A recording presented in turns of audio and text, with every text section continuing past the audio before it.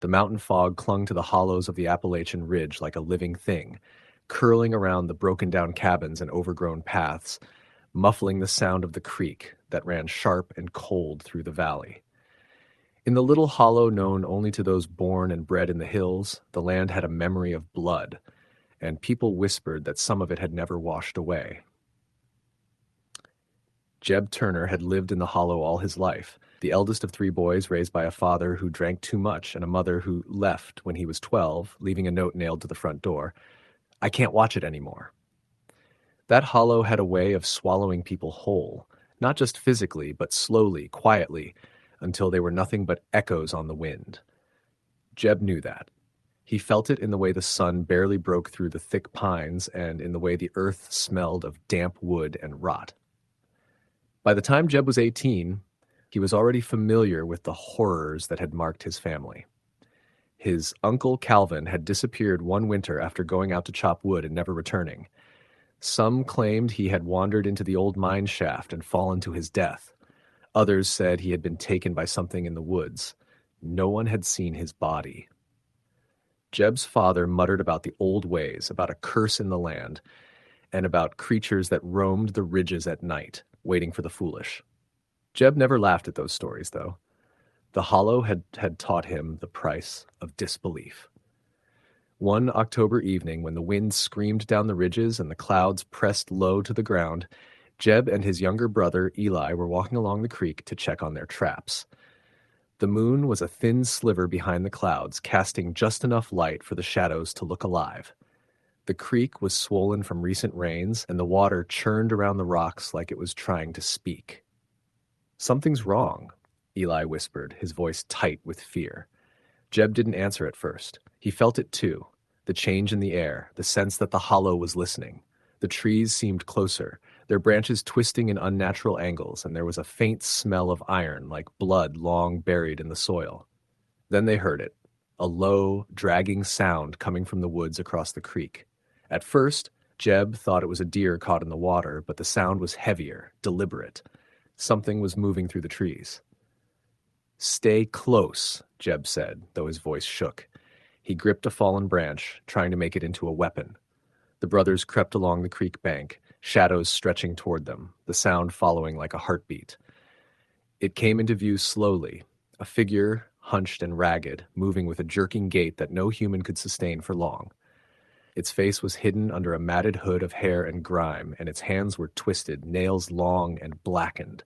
Jeb froze, unsure whether to run or hold his ground. The figure let out a sound, part growl, part human scream. It was Eli who screamed first, a high-pitched sound that cut through the night. The figure moved faster, and Jeb swung the branch blindly, striking its shoulder. The thing recoiled but didn't fall. It moved with unnatural speed, and before Jeb could react again, it vanished into the darkness, leaving only the sound of breathing, too heavy, too ragged, and too wrong to be human. They ran back to the cabin, stumbling through the roots and mud, hearts hammering. Their father was gone, as usual, leaving only the smell of whiskey and stale tobacco. The next morning, the creek was calm again, but the air was heavy with something neither boy could name. Jeb noticed tracks in the mud, too big for a man, too irregular for a deer, with clawed marks that seemed almost purposeful. Eli refused to leave the cabin after that, sleeping near the fire and staring into the woods as though expecting the figure to return. Weeks passed, and the encounters grew more frequent. The figure, or figures, sometimes more than one, appeared in the distance, always at the edges of their vision. They whispered in voices that mimicked the living, calling names, promising things. Jeb tried to tell the older neighbors, but they only shook their heads and muttered about the hollow's sickness, a term no one explained fully. One evening, a storm blew in from the west. Lightning split the sky in jagged lines, illuminating the woods in stark, fleeting flashes. Jeb was sitting by the fireplace, Eli on the floor beside him, when a knock came at the door. The knocking was slow, deliberate, echoing through the cabin like the sound of a heart. Jeb approached cautiously, peering through the window. No one was there. When he opened the door, the wind tore through the cabin, carrying the smell of iron and decay. In the doorway lay a bundle wrapped in burlap. Jeb hesitated, then picked it up. Inside was a human hand, stripped of flesh, the nails filed to points, and wrapped around it was a note. The Hollow remembers. Eli screamed and backed away. Jeb felt bile rise in his throat. They knew then that whatever haunted the woods wasn't bound by fear or reason. It was patient, intelligent, and it knew them by name. The nights grew worse. Shadows moved with their own intent, creeping along walls, flickering in the corners. Jeb could hear footsteps outside the cabin, slow and dragging, circling, sometimes stopping as if to listen. Objects disappeared only to reappear in places that made no sense. A knife in the rafters, a shoe in the creek, a chair standing upright in the middle of the living room.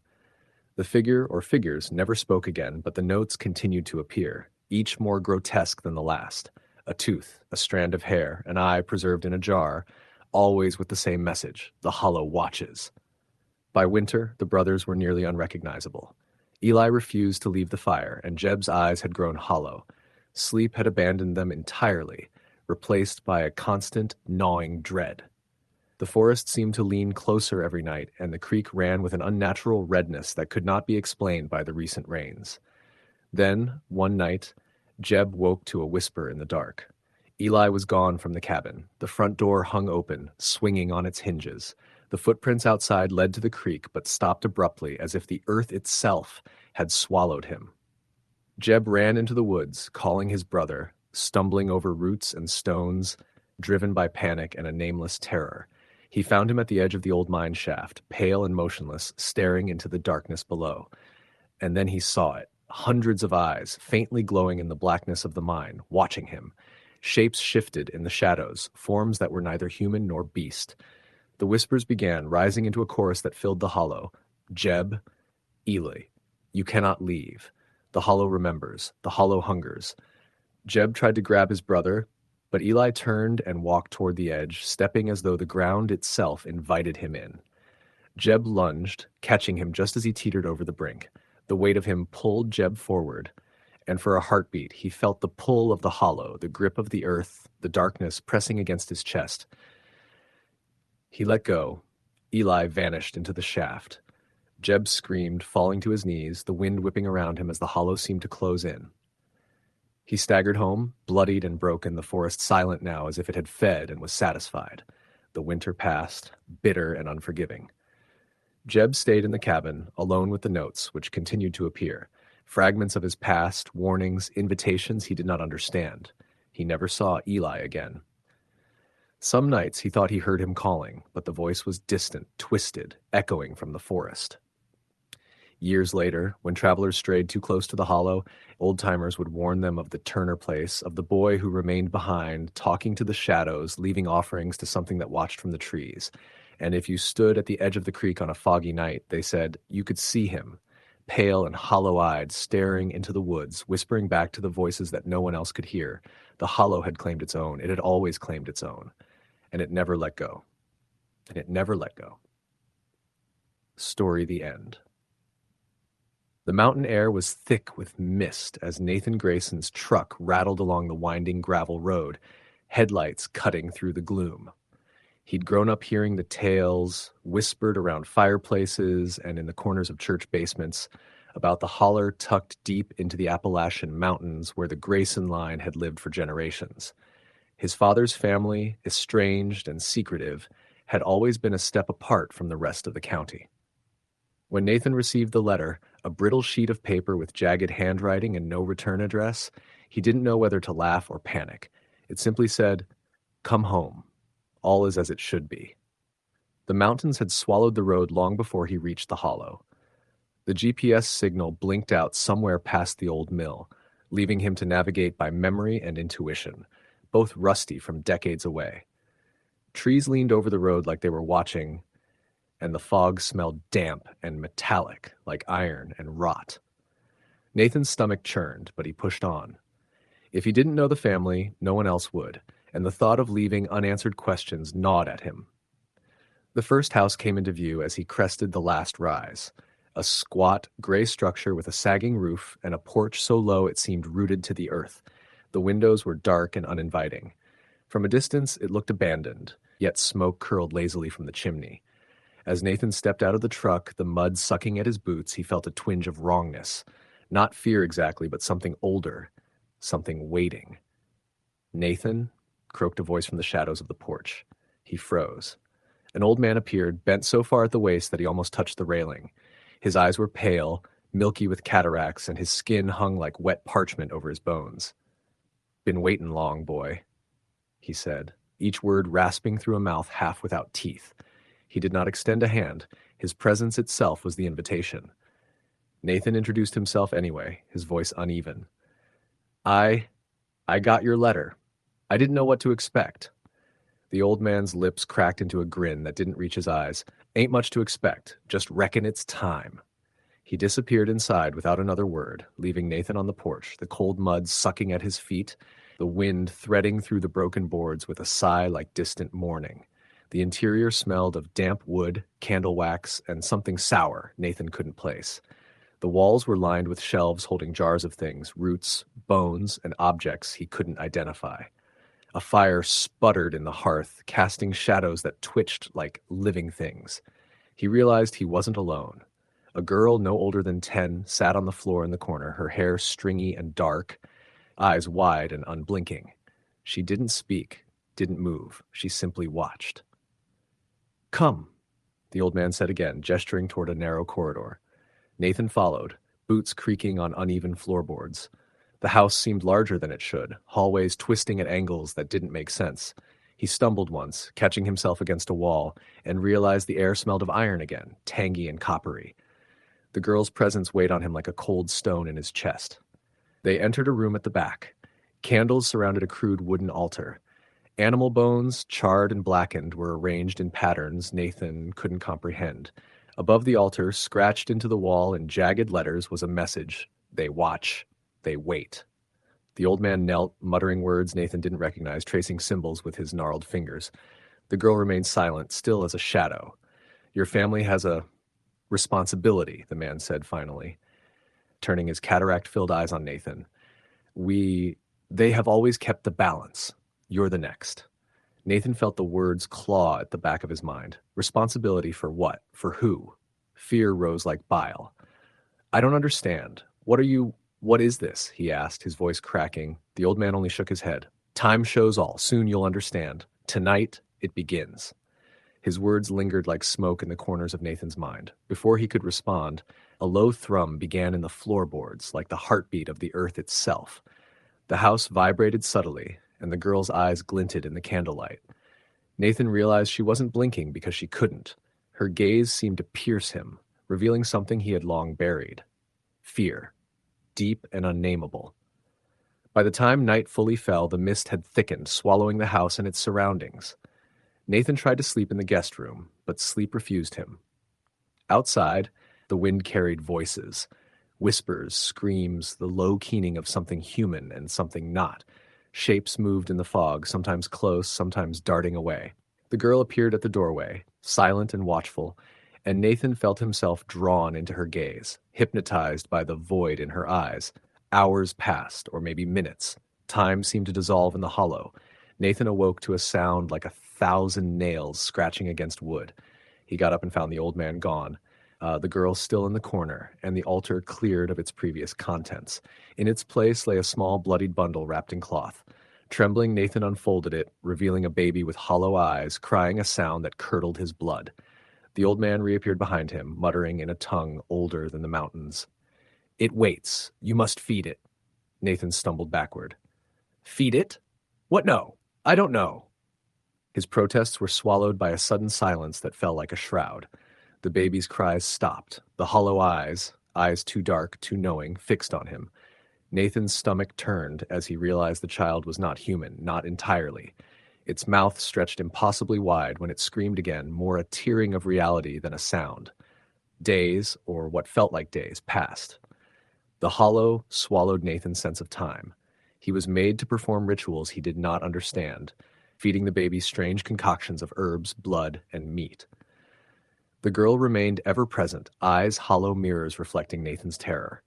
Outside, the mountains seemed to pulse and breathe, and the fog carried the voices of countless ancestors warning and lamenting in the same breath. One night, Nathan awoke to find the old man gone again. The girl approached him silently, dragging something long and dark across the floor. Nathan recoiled in horror as he recognized it. A human arm, severed at the shoulder, slick with blackened blood. The girl's expression remained empty, unreadable. Nathan realized with a shudder that he was not being punished, he was being trained. The hollow demanded its price, and he was learning the rules through blood and fear. The further Nathan sank into this nightmare, the more the lines between reality and hallucination blurred. He saw the mountains twist into impossible shapes, trees with human faces, roots reaching out to entangle him. The hollow seemed alive, feeding on his terror. Each ritual left him hollowed, a shell slowly reshaped by the dark legacy of the Grayson family. He saw past family members in the shadows, some twisted, some half-decomposed, silently observing, waiting for him to fail. One evening, as the fog pressed against the windows like a living thing, the old man spoke again. "They are coming," he said.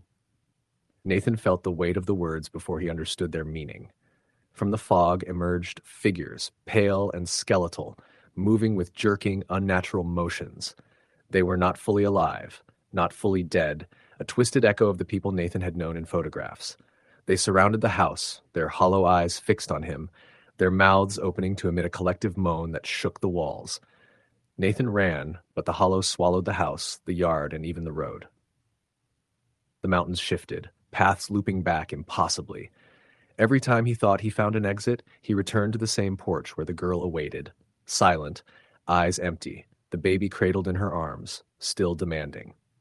Nathan realized he was trapped not by geography, but by legacy, by the dark hunger of his own bloodline. The Graysons were never just a family. They were a cycle, a covenant with the mountains themselves, and now he was bound. Years blurred. Nathan's hair whitened, his skin grew thin and parchment-like. The baby grew too, but not as a child should. Its limbs elongated, its eyes dark pools reflecting the hollow void outside. The girl remained unchanged, ever the sentinel. Nathan tried to resist, to escape, to break the cycle, but the mountains, the hollow, the rituals, they were all stitched into him. Each failed attempt brought new horrors, limbs missing, voices in the walls, faces in the trees, whispering and accusing. Eventually, Nathan ceased to struggle. He learned to move like the hollow, to perform the rites with the precision demanded. The baby, now monstrous in form and hunger, required him. The girl, ever silent, taught him through presence, through gaze, through the terrible silent lessons that no words could convey. The old man faded into the fog one night, leaving Nathan fully in charge, the heir of the hollow, the Grayson legacy alive in every corner of his being. The hollow claimed Nathan completely. He moved through it like water, feeding the child, guiding the spirits, maintaining the balance. The mountains whispered secrets and threats, and Nathan whispered back in a voice that was no longer entirely his own. Outside, the world continued, unaware. Inside, the hollow lived and pulsed, an endless cycle of feeding and watching, a family bound by blood, fear, and something older than the mountains themselves. And every night, the girl, still unchanged, still hollow-eyed, watched him. She had always been there, always would be, a silent witness to the corruption, the terror, the inheritance. Nathan understood that he would never leave, that his name, his blood, and his soul were trapped. The hollow was patient, and so were the mountains, and in that terrible patience Nathan found his purpose, or perhaps his punishment. The cycle would continue. Story the end. The sun dipped behind the rugged peaks of the Appalachian Mountains, casting long, twisted shadows across the narrow, winding roads that snaked through the hollers. Mist clung to the forest floor like a living thing, curling around the roots of ancient oaks and hemlocks, moving as though stirred by some secret breath. The air was thick, damp, and smelled faintly of moss and rot, a scent that clung to the skin if you lingered too long. The town of Briar Hollow sat at the edge of the forest, a scattering of aging clapboard houses, boarded-up storefronts, and a few stubborn lights that flickered in the encroaching darkness. Folks in Briar Hollow didn't talk much about the woods beyond the ridge. They never had. Not since the disappearances, not since the whispers that no outsider could understand. Maggie Hollister had grown up here, though she'd left as soon as she was old enough to breathe in a little freedom. She came back one crisp October evening, drawn by news that her estranged Uncle Jesse had died in his rickety cabin deep in the woods. Jesse had always been a recluse, rumored to be touched by something wild, a man whose eyes held shadows that even the locals didn't dare speak of. Maggie didn't expect much when she got there. A simple, hastily dug grave, a rusted cabin door, and the smell of decaying leaves pressing against her senses.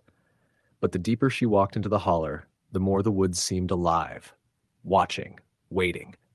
The cabin was small and leaned slightly to one side, with shingles missing and the front porch sagging. Inside, the air was thick with dust and something else, something sweet and cloying that made her stomach twist. Jesse's bed was untouched, save for a single journal that lay on the wooden floorboards. Maggie hesitated, then picked it up. The pages were yellowed and fragile, ink smudged in places as though the words themselves were trembling. The entries were ordinary at first: weather, hunting, moon phases. But then the writing grew erratic, jagged. Jesse wrote of voices in the trees, of things he saw in the corners of his eyes, of a blackness that crawled beneath the soil at night. "They're waiting," one page read. "I hear them whispering beneath the roots. Don't come near. Don't take the road that curves where the old rock falls. They remember." Maggie shivered. The cabin's silence pressed in on her like a physical weight. Outside, the wind rattled the broken window panes, carrying a low moan that sounded almost like a chant. She told herself it was the wind, that the stories she grew up hearing were just old Appalachian superstition. Still, when she turned the key in the cabin door that night, intending to leave, she realized the road back to town had changed. Fog lay thick over the dirt path, so thick she couldn't see a foot ahead. The trees, tall and knotted, seemed to lean closer, their limbs creaking like old bones. She tried to follow the path, but every time she thought she recognized a landmark, a split in the path, a gnarled tree, a moss-covered rock, the landscape seemed to shift, subtly, impossibly. Hours passed, though the sun had set only moments before. Shadows danced along the periphery of her vision, never still, always moving. And then she heard it. The sound of footsteps not her own, heavy, dragging, echoing her every step with an almost human rhythm. "Jesse?" she called, voice trembling. Nothing answered. The footsteps grew louder, closer. She spun, heart hammering, but saw nothing. Then came a whisper, soft and wet like leaves brushing against each other. "Leave or stay." The words twisted around her mind, impossible to place, as if spoken in the hollow of her own thoughts. Panic set in, and she ran, branches tearing at her clothes, roots tripping her. But the path seemed endless. Hours, perhaps days, passed. Time itself was wrong here.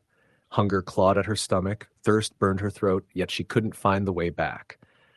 And through it all, the whispers followed, sometimes joined by a low chanting that made her teeth ache. Finally, she stumbled into a clearing, and there it was. An altar of roots and rocks, grotesque and deliberate. Small skeletal figures were impaled on twisted branches, their eyes hollow, their mouths frozen in silent screams. The smell was unbearable. Rot and earth, iron and something far worse. Maggie backed away, but the ground beneath her shifted, almost like the soil itself was breathing. And then she saw them. Faces in the bark, twisted and gnarled, watching her. Faces she knew. Children who had disappeared from Briar Hollow. Hunters, wanderers, all pressed into the trees. Eyes glinting, mouths moving without words. From the shadowed tree line, a figure emerged. Tall and thin, limbs too long, its skin mottled like bark. Its head tilted unnaturally, and in a voice that was both Jesse's and something else, it said, "You shouldn't have come back." Maggie turned to flee, but the ground split, tendrils of root curling around her ankles, climbing her legs, pulling her down. She screamed, thrashing, tearing at the bark and dirt, but the forest was alive, feeding on her terror. Above, the trees groaned and twisted, leaves forming faces that whispered in unison, mocking and pleading, a chorus of the lost. When she finally went limp, dragged to the heart of the clearing, she understood. The stories weren't superstition. The holler was alive with memory, with hunger. Every disappearance had been absorbed into the forest itself, bodies and souls entwined in the roots and bark, feeding the dark, patient intelligence that waited in the shadows.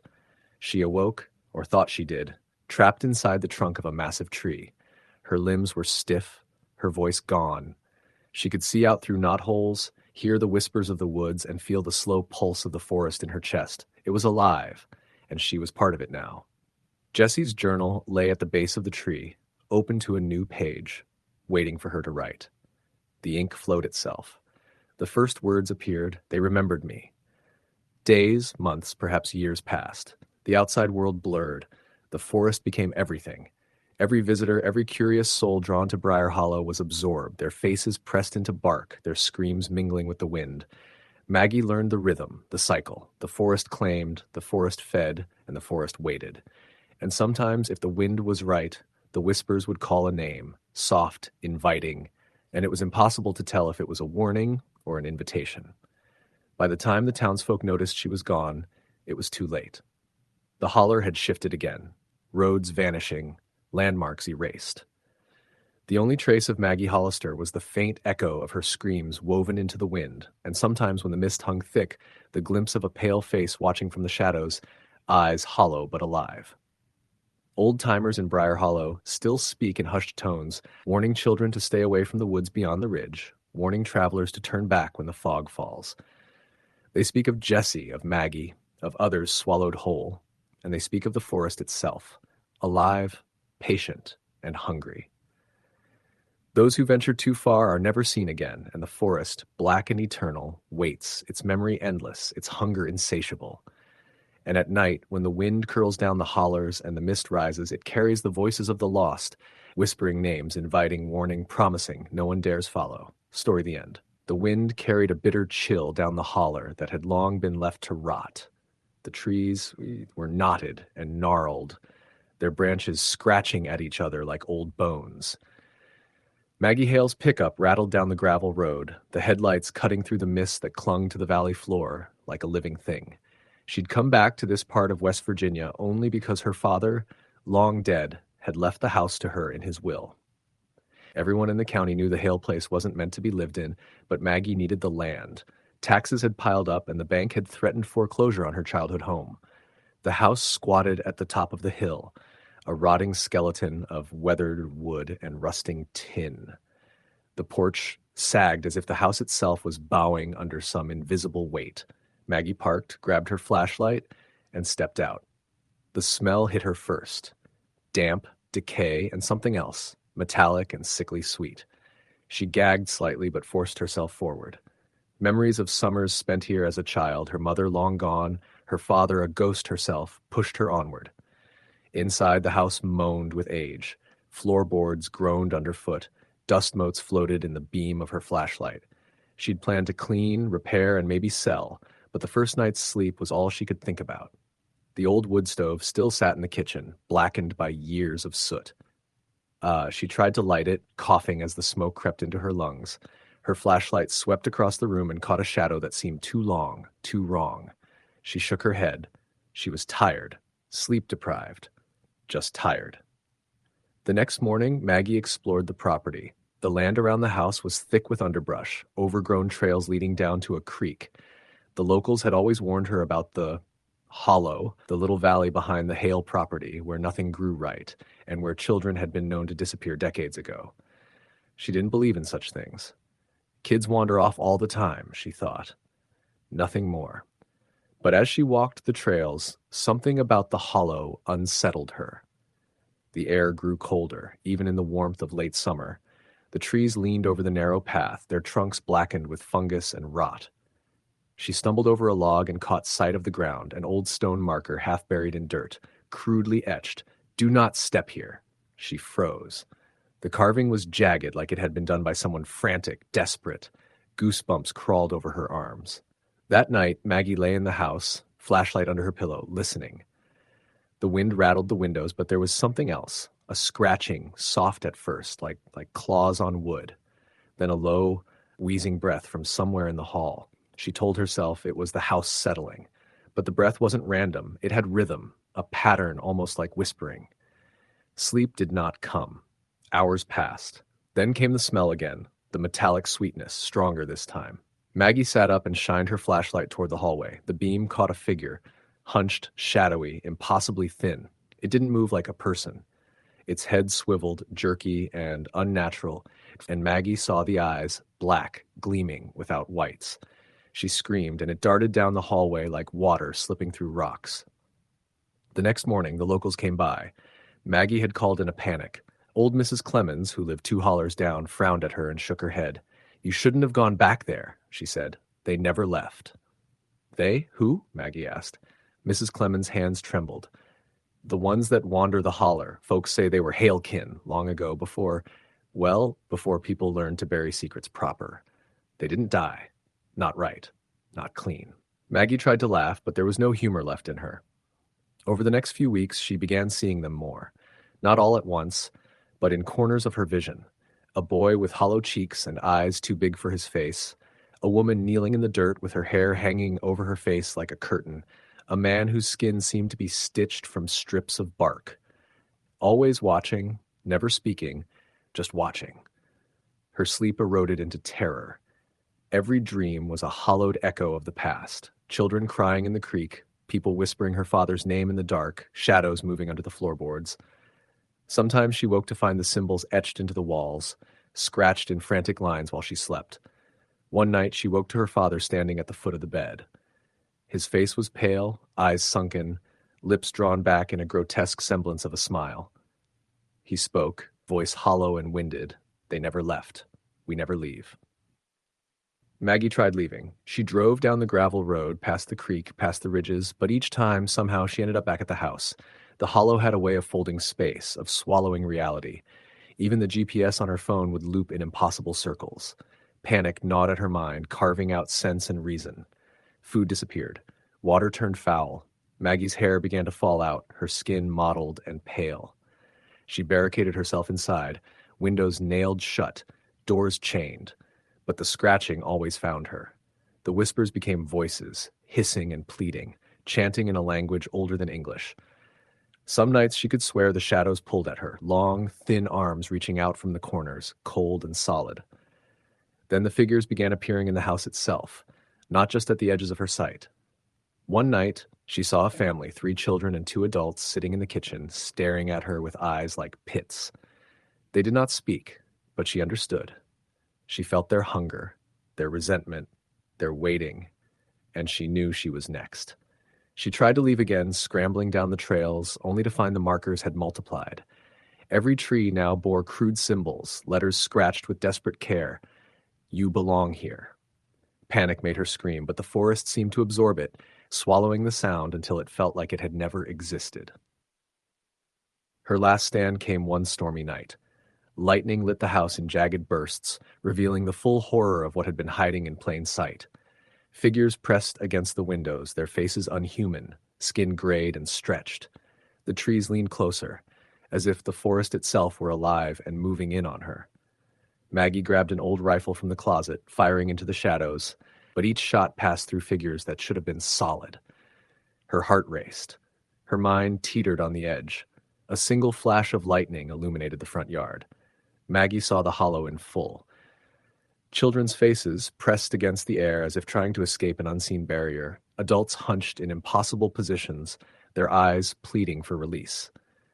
The creek behind them was black as tar, and something moved beneath it, thin, long shapes writhing in patterns no human eye should see.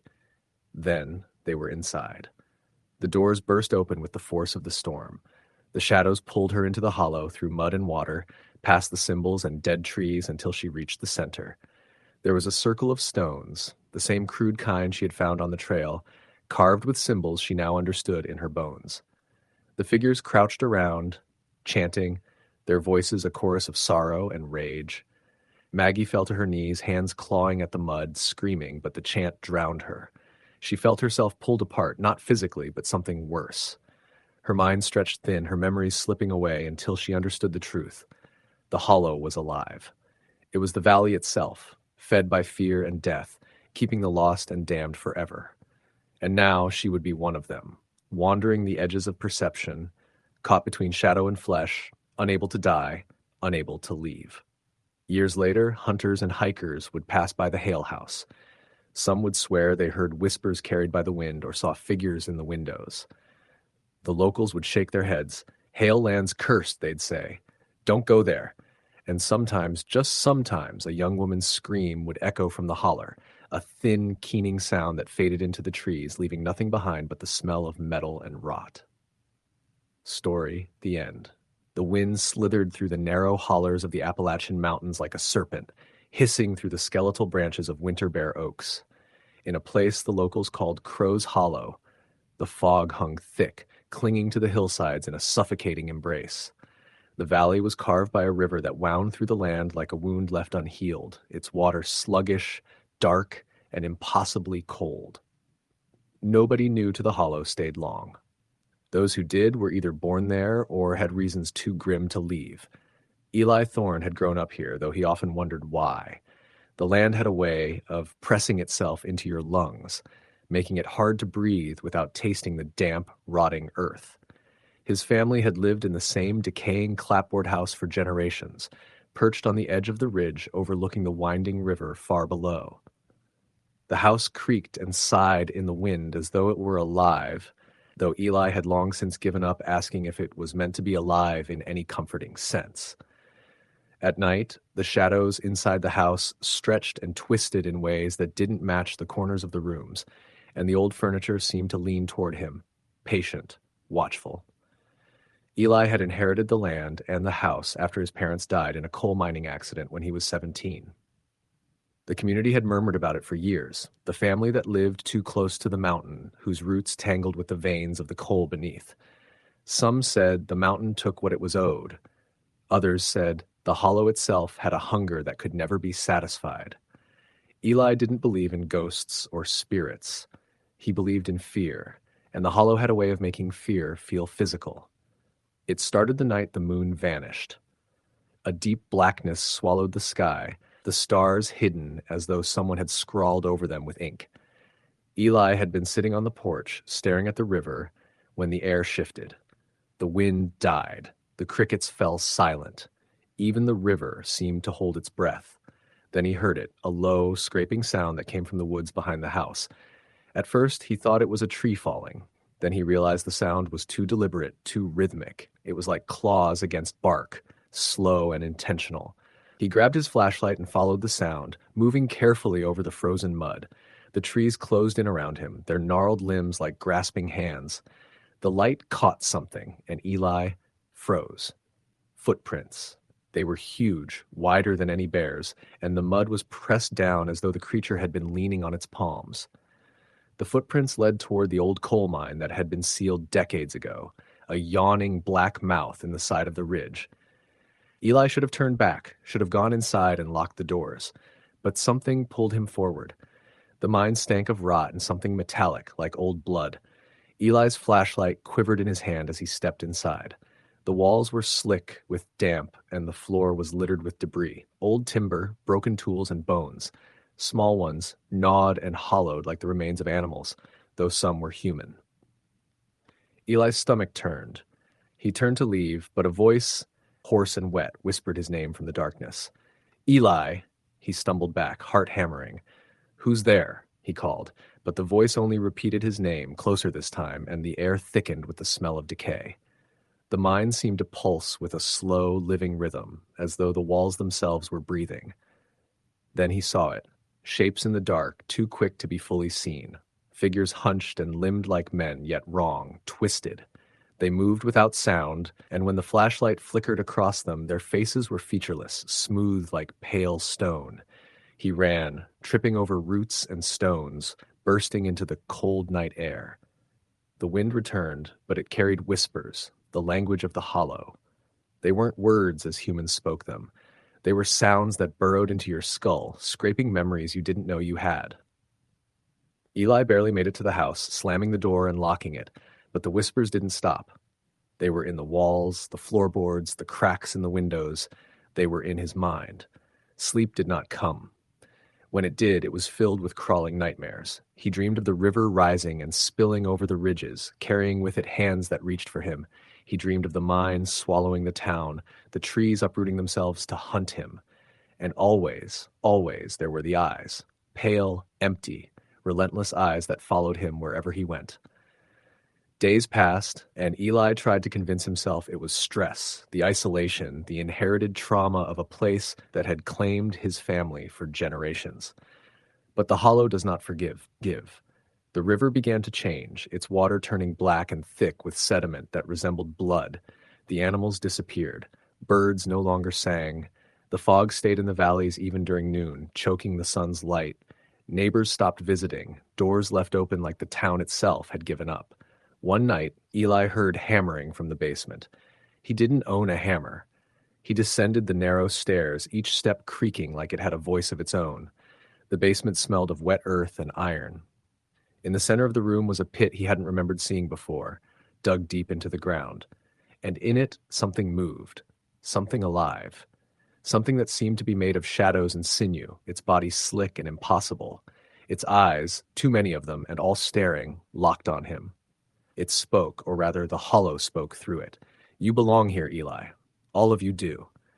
The creature lunged, and Eli screamed, diving past the edge of the pit and up the stairs. He barricaded the basement door, but the walls of the house began to groan and shift, warping as if the building itself wanted him to stay. Outside, the fog thickened, and the whispers rose to a chorus, chanting his name. He tried to leave the hollow, drove down the winding roads, but no matter how far he went, the river followed. The fog clung to his car, the trees bent toward him, and the shadows grew longer, reaching inside the vehicle. Every town looked like Crow's Hollow, every hill like the ridge behind his house. The whispers were in the wind, in the tires on the asphalt, in the engine itself. Eli returned. He had no choice. The hollow was patient, and it always wins. The house welcomed him back with the familiar creak scout, the air heavy with the scent of rot and earth. The pit in the basement was still there, waiting. The whispers had become a lullaby, gentle now, soothing. They promised that here, at last, he would never be alone. The town had vanished in the night, or perhaps it had never existed outside his eyes. Only the river remained, winding and dark, reflecting the pale, empty eyes that watched from the hills. Eli descended into the basement once more, the pit wide and hungry. The shadows reached for him, soft and insistent, and as he stepped into the darkness, he felt the weight of the hollow settle into his bones, claiming him entirely. From above, the wind carried the sound of water against stone, the low, scraping sound of claws against wood, and the faintest echo of a voice calling someone new into the valley. No one knew how many had been taken over the centuries. Some whispered that the hollow only needed one life to call itself whole. Others said it was the mountain itself, and it demanded repayment in flesh and fear. Eli was part of it now, a shadow in the fog, a whisper in the wind. Occasionally, on cold, moonless nights, travelers passing near the ridge would hear his voice carried down the holler. Not his voice exactly, but something like it, a plea, a warning, a lure. The locals who remained dared not answer, though their curiosity was almost as dangerous as the hollow itself. Those who did answer were never seen again. The river shifted, carrying the secrets of the hollow. Trees bent in unnatural angles, and the fog settled thick as a shroud over the valley. The house waited, patient, a vessel for the hunger of the land, and in the pit, the shadows stirred, murmuring names, reaching, always reaching. Time lost meaning in Crow's Hollow. Years, decades, perhaps centuries could pass, but the hollow did not age. It consumed, adapted, and multiplied. Children born in the valley never left. Those who tried were brought back. Those who stayed became part of its whispered history, their faces fading into the fog until only their voices remained. Eli's reflection in the river became something else entirely, a pale, faceless shape that moved when he did not. His hands sometimes appeared in windows he had never opened, tapping, scratching, inviting. The hollow had made him its herald, its first step beyond the ridge. One evening, as the wind carried the hollowed-out cries of distant animals, Eli stood at the edge of the river. He spoke aloud, though no one was there to hear. "You can't leave. You never could." The hollow hummed around him in agreement, a sound like water flowing over bones. And for the first time, he understood fully. The valley didn't want people to live. It wanted them to witness, to fear, to become part of its endless story. And somewhere in the distance, in the shape of a man or a shadow, someone else wandered close to the ridge, drawn by whispers, by curiosity, by the same unexplainable pull that had kept Eli tethered. The hollow shifted, and the fog swallowed the newcomer whole.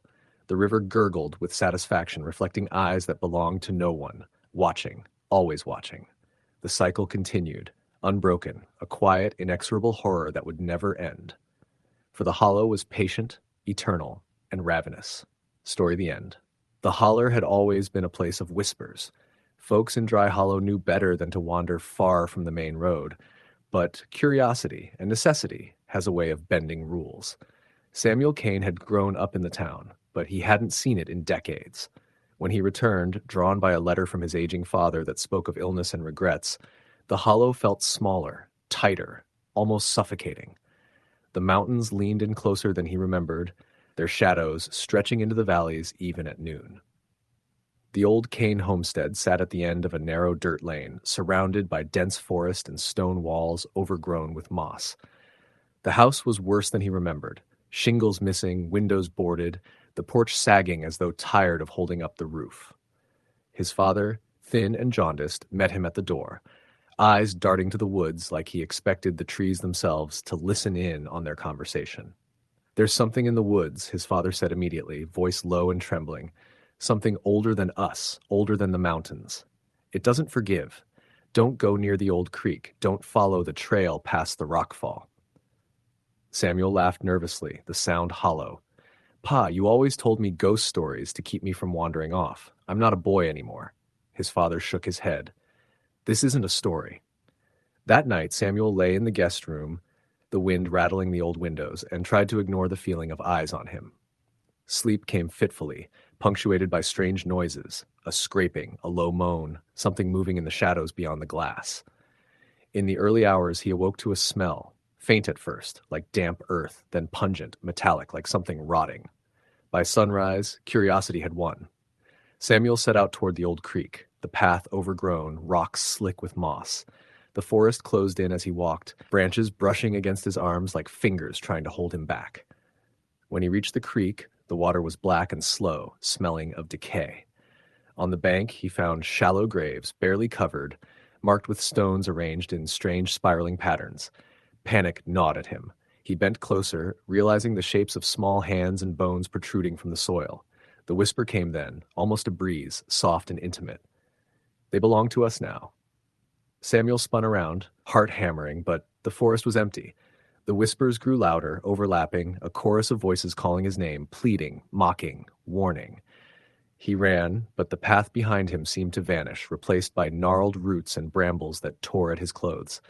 Hours, or perhaps minutes later, he stumbled into a clearing dominated by a massive hollowed tree.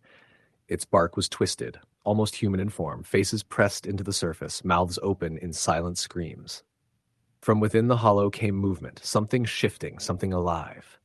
Samuel felt a pull, a compulsion to look inside, and when he did, he saw them, his ancestors, or what remained, twisted, half flesh, half root, eyes gleaming with a terrible intelligence. They reached out with elongated limbs, dragging him in, their whispers merging into one commanding voice. "Join us. Stay with us. You belong here." Samuel fought, screaming, but the forest was stronger. The roots wrapped around his legs, his arms, his chest, pulling him toward the hollow. He clawed at the bark, at the dirt, but it was useless. The last thing he saw before being swallowed was the sky narrowing to a sliver above, and the faces in the trees staring down, familiar yet alien.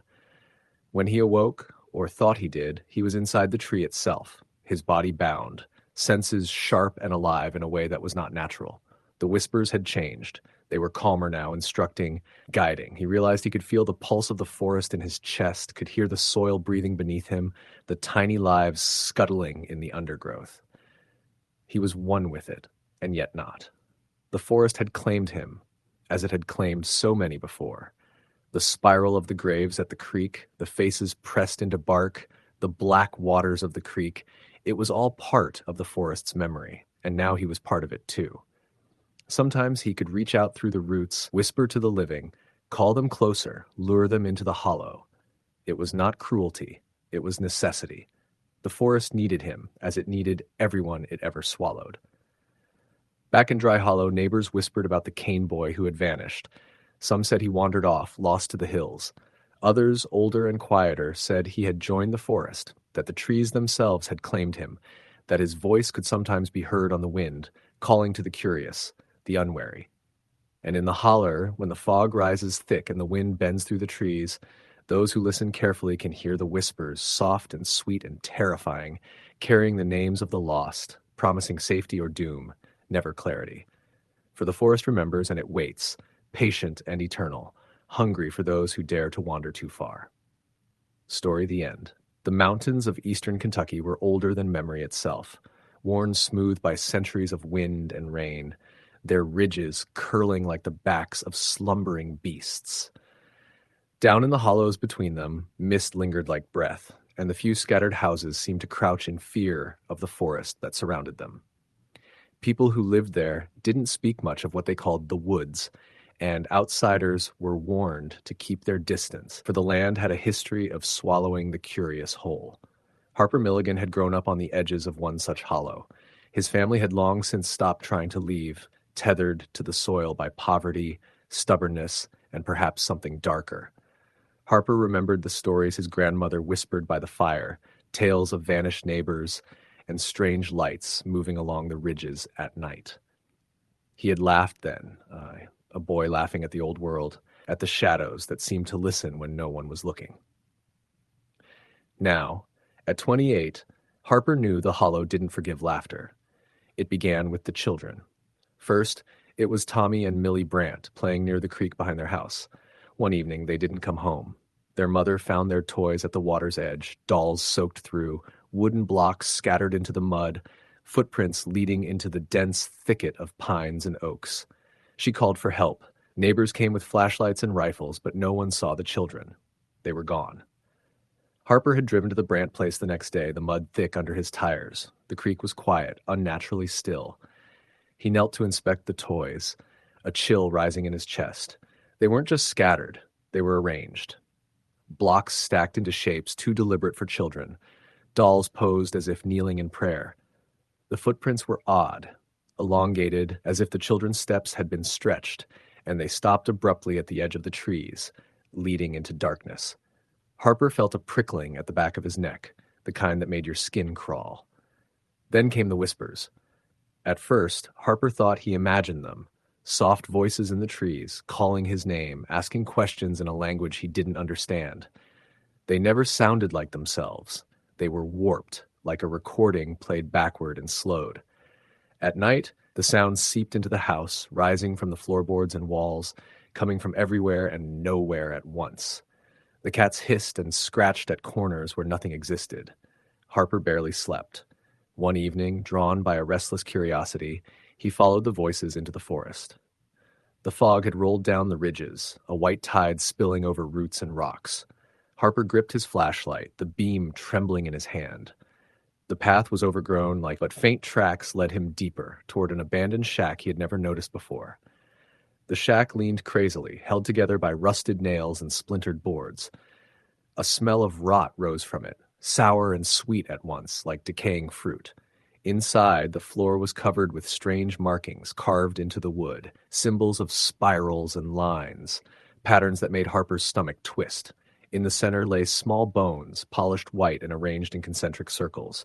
His flashlight flickered, and he froze. From the corner, something shifted. Harper's heart thumped so loudly he feared it would give him away. A figure emerged, hunched and thin, its limbs too long, its face hidden beneath a curtain of dark hair. Its eyes glowed faintly, pale and wet, and the air seemed to thicken with its presence. "You shouldn't be here," it whispered, the voice like wind through dead leaves. Harper tried to speak, but his mouth was dry, his words swallowed by the forest. The figure moved closer, gliding, almost floating over the floor. Harper stumbled back, tripping over the roots that had snuck inside, and fell hard. The flashlight skittered across the boards, illuminating more shapes, other figures, shadowed, all circling him, all silent, except for the one whispering. Harper ran.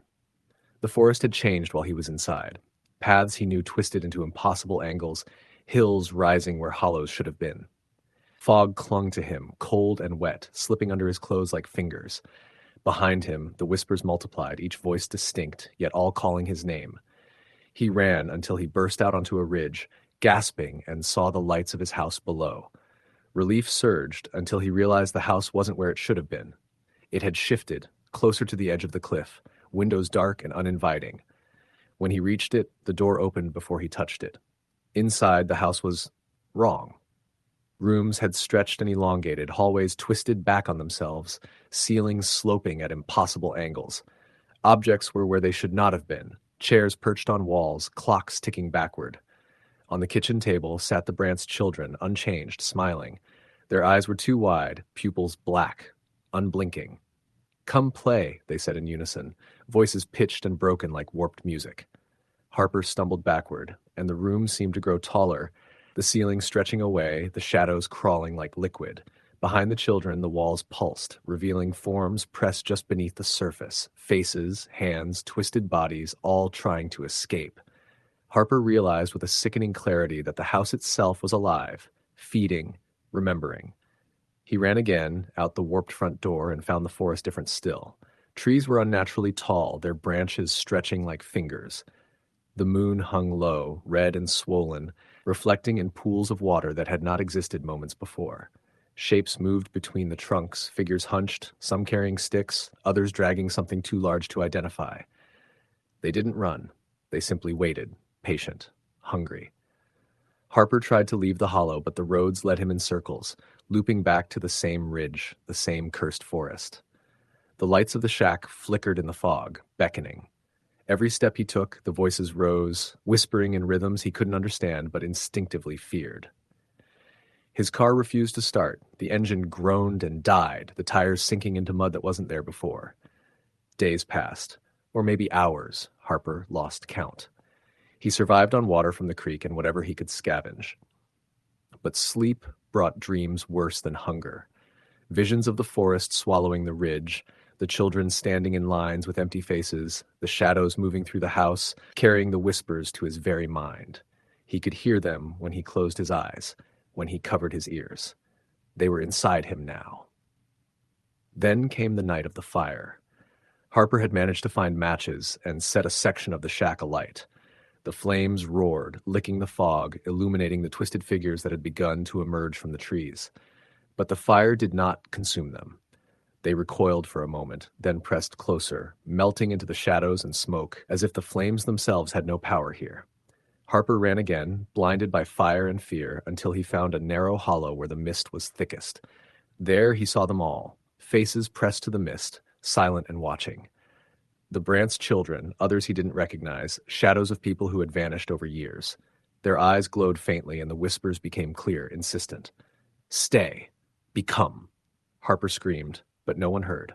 He tried to move, but the mist rose and wrapped around him, cold and wet, pressing into his skin, into his lungs, into his mind. He struggled, and the shapes emerged, moving closer, and he felt the hollow inside him split open. The forest, the fog, the house, the voices, they were all one, and they wanted him, just as they had wanted all the others. He vanished into the mist. The ridge returned to silence, the forest settling like a predator crouched in wait. The fire burned low in the shack, its smoke curling like the fingers of someone long dead.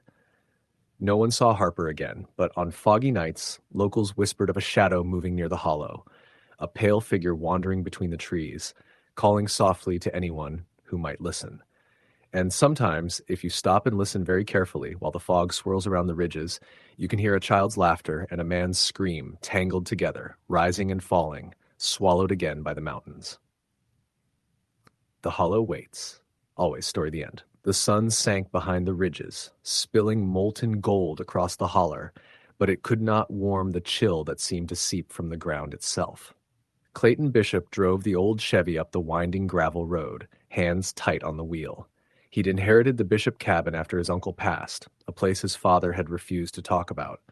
"Stay clear of the back holler," his dad had warned, voice low, almost trembling.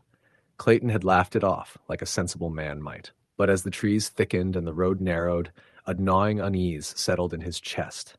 The cabin sat in a small clearing, weathered gray boards twisting with age. Windows stared like blind eyes.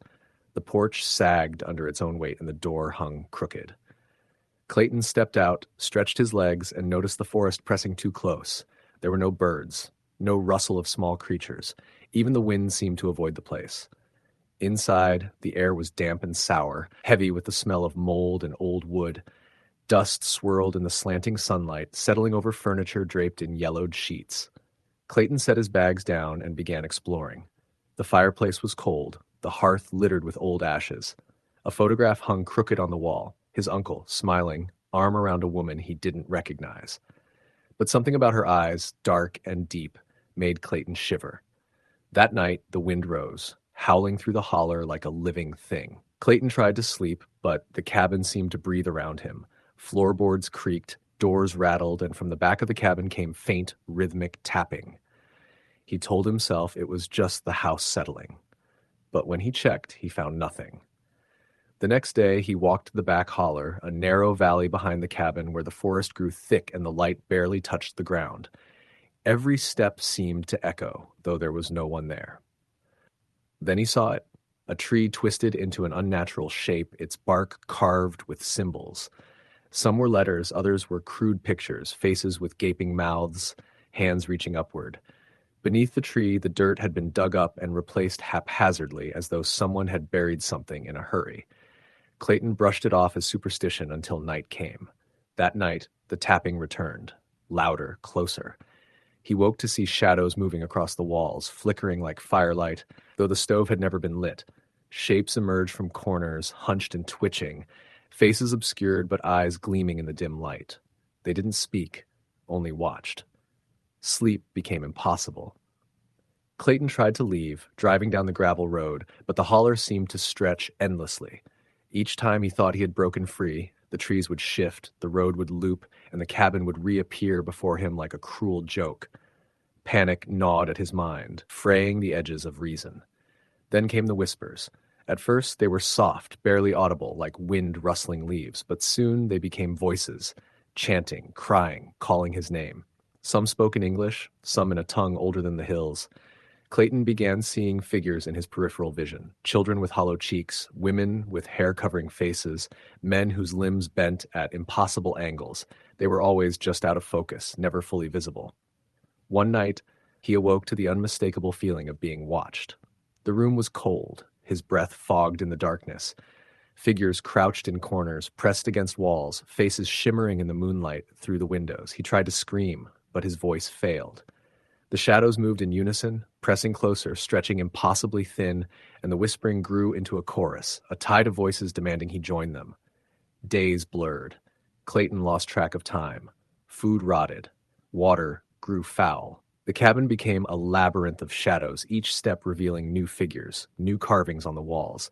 Symbols appeared where none had been before. Spirals, eyes, hands, faces screaming in silence. The forest outside pressed closer, and he could hear it moving, branches cracking, roots writhing. Finally, Clayton tried to burn the cabin down, setting fire to the dry wood. Flames licked at the walls, smoke filling his lungs, but the figures didn't flee. They emerged from the fire, unscathed, their eyes glinting with malice. A force stronger than himself pulled him toward the back holler, dragging him through mud and roots, past carved trees, into a circle of stones etched with the same symbols he had seen before. He fell to his knees, surrounded by the figures. The chanting rose into a frenzy. Clayton felt his mind unraveling, memories slipping, identity dissolving.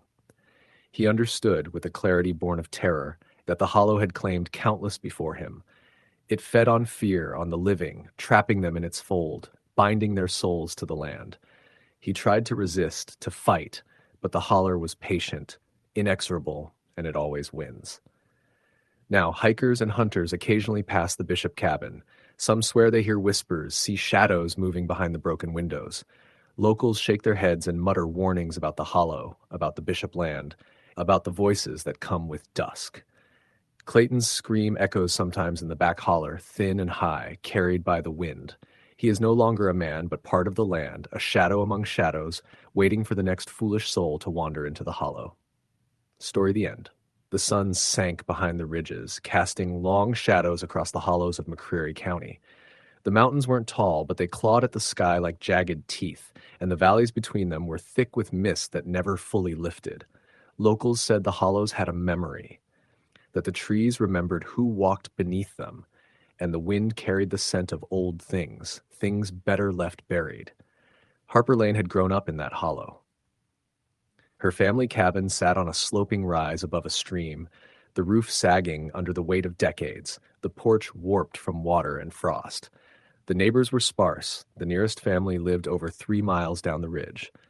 The woods were always present, their darkness pressing against the edges of the cabin even on sunny days.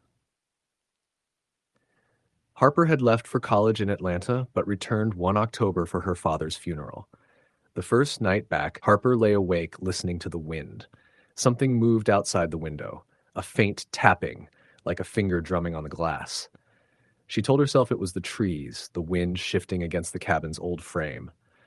But when she finally peered outside, she saw a figure standing at the edge of the clearing, thin, almost unnaturally tall, limbs bent at awkward angles, its face pale and smooth like washed stone, featureless. Its hollow eyes seemed to watch her. She blinked. When she opened them again, it had vanished. The next morning, she found the ground outside disturbed. Small animals, rabbits and squirrels, had been ripped apart, left in grotesque displays across the yard. Their entrails twisted, limbs splayed, eyes staring blankly at the sky. Harper stumbled back. This was no wild animal. Something deliberate had done this. Her father had warned her of the hollows, of the things that watched from the woods, but she had never believed him. Now, the warnings clawed at her mind. That evening, she lit the fireplace, hoping the glow would keep the shadows at bay. But as the night deepened, a new sound joined the wind. Scratching at the cabin walls, the slow creaking of wood, as though something was moving inside the frame itself. Harper gripped the poker and edged toward the noise. It stopped when she got close, but the air felt wrong. Thicker, colder, smelling faintly of iron and wet soil. Her cousin Dale arrived the next day, bringing supplies and a rifle. He didn't believe in the old stories. It's just coyotes or raccoons, he said. But that night, as they sat in the cabin eating canned beans, the scratching returned, louder this time, closer, circling the cabin. From the corner of her eye, Harper saw movement, shadows that didn't belong, twisting along the walls, sometimes taking shapes vaguely humanoid, then dissolving. Dale went outside to check, rifle in hand. The moment he stepped onto the porch, Harper heard a scream, then nothing. She bolted after him. He was gone. Only the porch steps bore a mark, elongated footprints, far too long and narrow for a human. They led toward the woods. Harper felt bile rise in her throat. She ran down the slope to the stream, following the tracks. Mist clung to her clothes, the sound of the water muted by an unnatural silence. Then she saw them, dozens of hollow figures crouched between the trees, some crawling on all fours, some standing taller than men, all featureless, all watching. Their skin was pale, almost translucent. Their movements were jerky, unnatural, like puppets on strings. Harper stumbled backward. One of them stepped forward, root-like fingers stretching toward her, leaving marks in the dirt as they touched. She screamed, running blindly through the woods, hearing the others following. Hours passed, or maybe minutes. Time seemed fractured. Harper emerged near an old mine shaft her father had warned her about. The entrance was partially collapsed, but she squeezed through a narrow gap, crawling into the darkness. Inside, the air was damp and stale, thick with the smell of rust and decay. The walls were carved with symbols, twisted, angular shapes, etched deep into the stone, dripping with a dark residue that shimmered in her flashlight beam. From the shadows, a figure emerged, taller than she had seen before, limbs bending at impossible angles.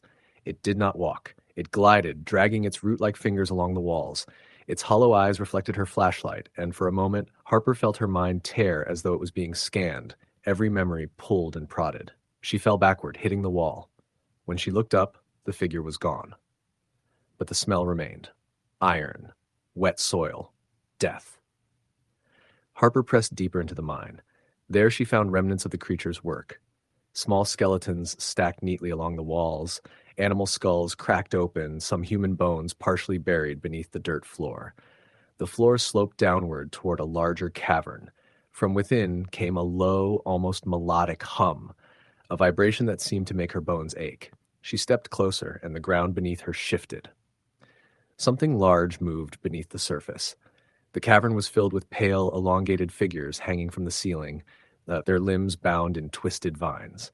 Some swayed gently, others stared blankly at nothing. In the center, a creature larger than the rest held a small bundle. Harper approached cautiously. As she drew near, it unwrapped the bundle. Inside was a rabbit, perfectly preserved but drained of life. Then it looked up at her. Its hollows pierced her mind. Images of the hollow woods flashed. Animals ripped apart the porch, Dale's disappearance, and herself running, always running, never escaping. Harper turned and fled, running through the twisting tunnels until she emerged near the surface, breathless and disoriented. The mist had thickened, obscuring the trees, but the figures were everywhere, emerging from the fog, their hollow eyes fixed on her. She ran to the cabin. The door was ajar, the walls scratched deep with root-like marks. Inside, the fireplace was extinguished. She barricaded herself, but sleep came. In dreams, the figures surrounded her, pulling her through the hollow, down into the mine shaft, forcing her to witness every grotesque act, every animal drained, every human disappearance. She awoke with scratches along her arms, thin, red lines like fingernails had drawn across her skin. Harper left the hollow that morning, driving as far as she could, but the shadows followed. At every stop, at every hotel, she glimpsed them outside windows or in the trees bordering roads. The hollow remembered her. It waited for her. She moved city to city, state to state, but the pale figures never let her go. Sometimes she saw them in reflections, at the edge of a mirror, in the darkened corner of a room. Years passed. Harper built a new life, but every autumn, as the wind turns crisp and the fog rolls low, she wakes screaming.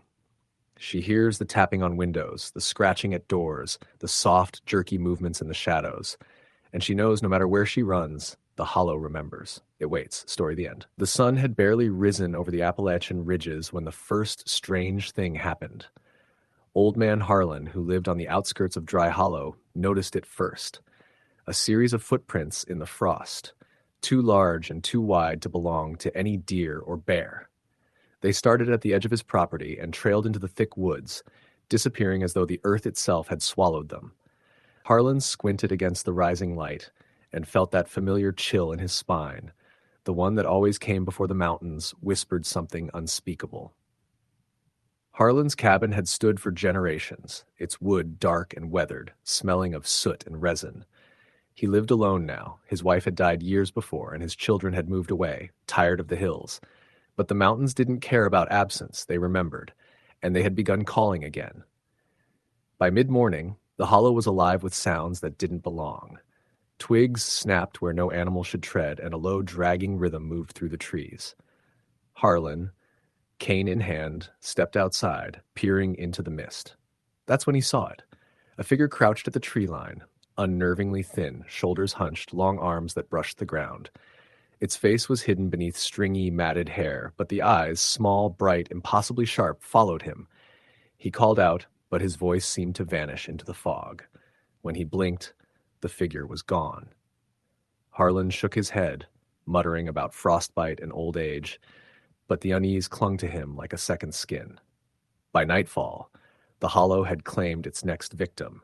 A group of teenagers from the nearby town of Pine Creek, daring each other to explore the abandoned Miller place, found themselves lost as darkness fell.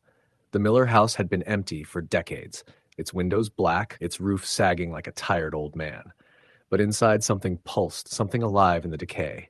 They found the walls covered in scratches, clawed not from age but with deliberate, frantic force. The air smelled of earth and rot, a sweet, metallic tang that made their stomachs turn. One of them, a boy named Lucas, stepped into the main room and froze. In the center, a circle had been carved into the floorboards, edges burnt, symbols etched deep into the wood. He could feel it vibrating beneath his feet, like the heartbeat of the forest itself. The others laughed nervously, trying to convince themselves it was just the wind, or maybe rats. But the whispers began then, soft and indecipherable at first. Words tugged at their minds, half-remembered phrases in a language that seemed older than the mountains themselves. The house creaked, and the shadows shifted in ways that didn't match the light. By the time they realized the door wouldn't open, the fog had entered the house, curling along the floorboards, wrapping around their ankles. Panic set in. They tried the windows, but thick roots had grown against the frames, twisting impossibly, and the glass shivered as though resisting them. The circle in the center of the floor pulsed now, faintly glowing, a dull red that seemed alive. Lucas, against his better judgment, knelt beside it, tracing the symbols with a shaking finger. The air became unbearable, thick and sweet, and a chorus of guttural moans rose from beneath the floorboards.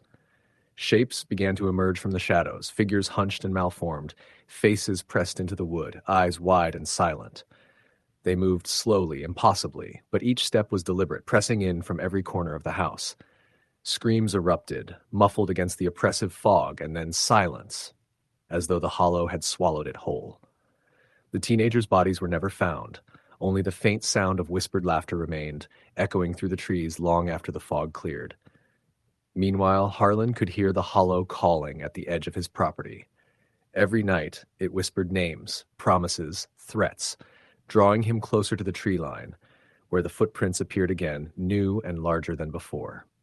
His dog, Rust, refused to leave the cabin, growling at empty shadows, hackles raised, eyes wide and unblinking. Harlan tried to tell himself it was his mind playing tricks, but each day the mountains felt more alive, watching, waiting, shaping the fog into forms that shouldn't exist.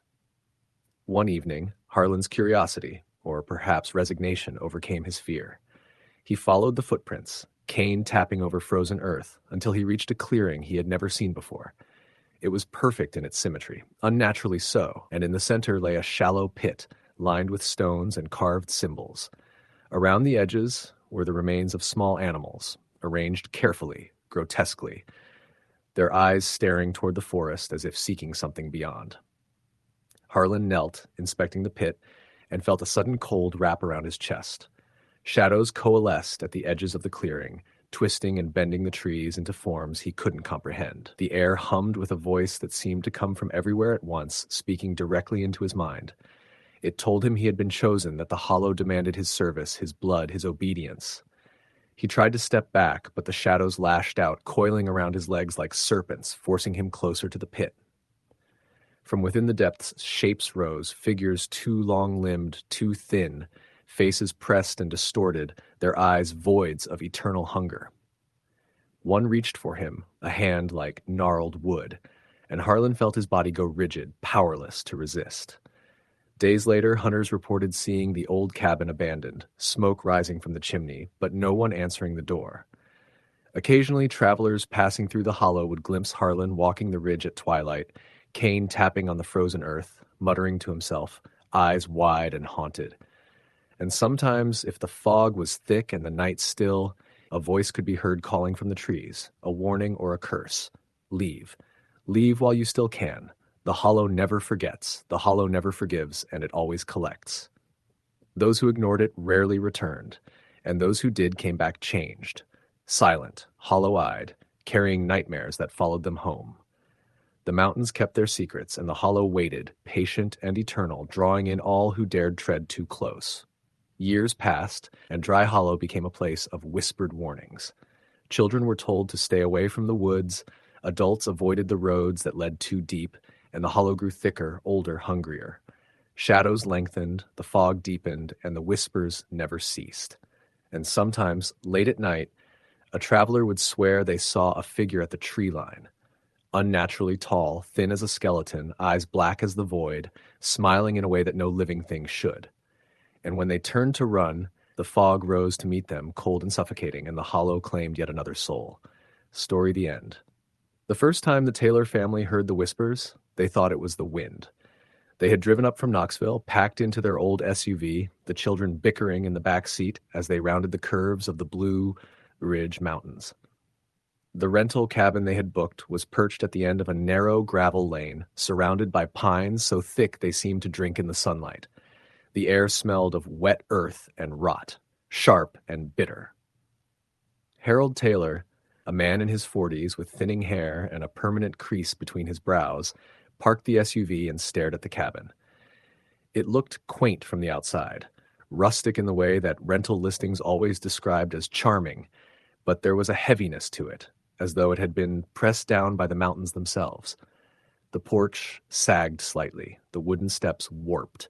Paint peeled from the siding in long, curling strips. Something about the angle of the roofline made Harold uneasy, though he couldn't articulate why. "Mom, this place is creepy," whispered 14-year-old Claire, peeking from behind the passenger seat. Her younger brother, Ben, 11, grinned. "I like it," he said. "It's like a haunted house." "Don't start," Harold muttered, though a small part of him agreed with Ben.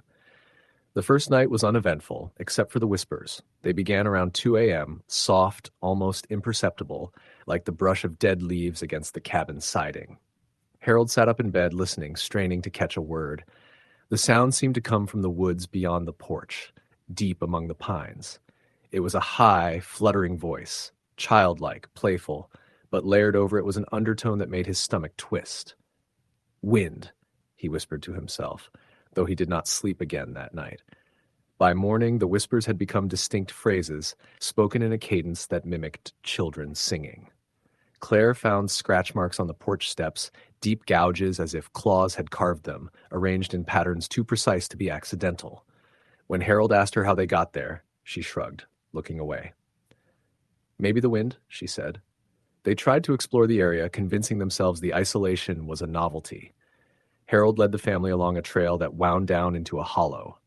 Moss-covered stones jutted from the creek, and the water flowed sluggishly, dark with tannins.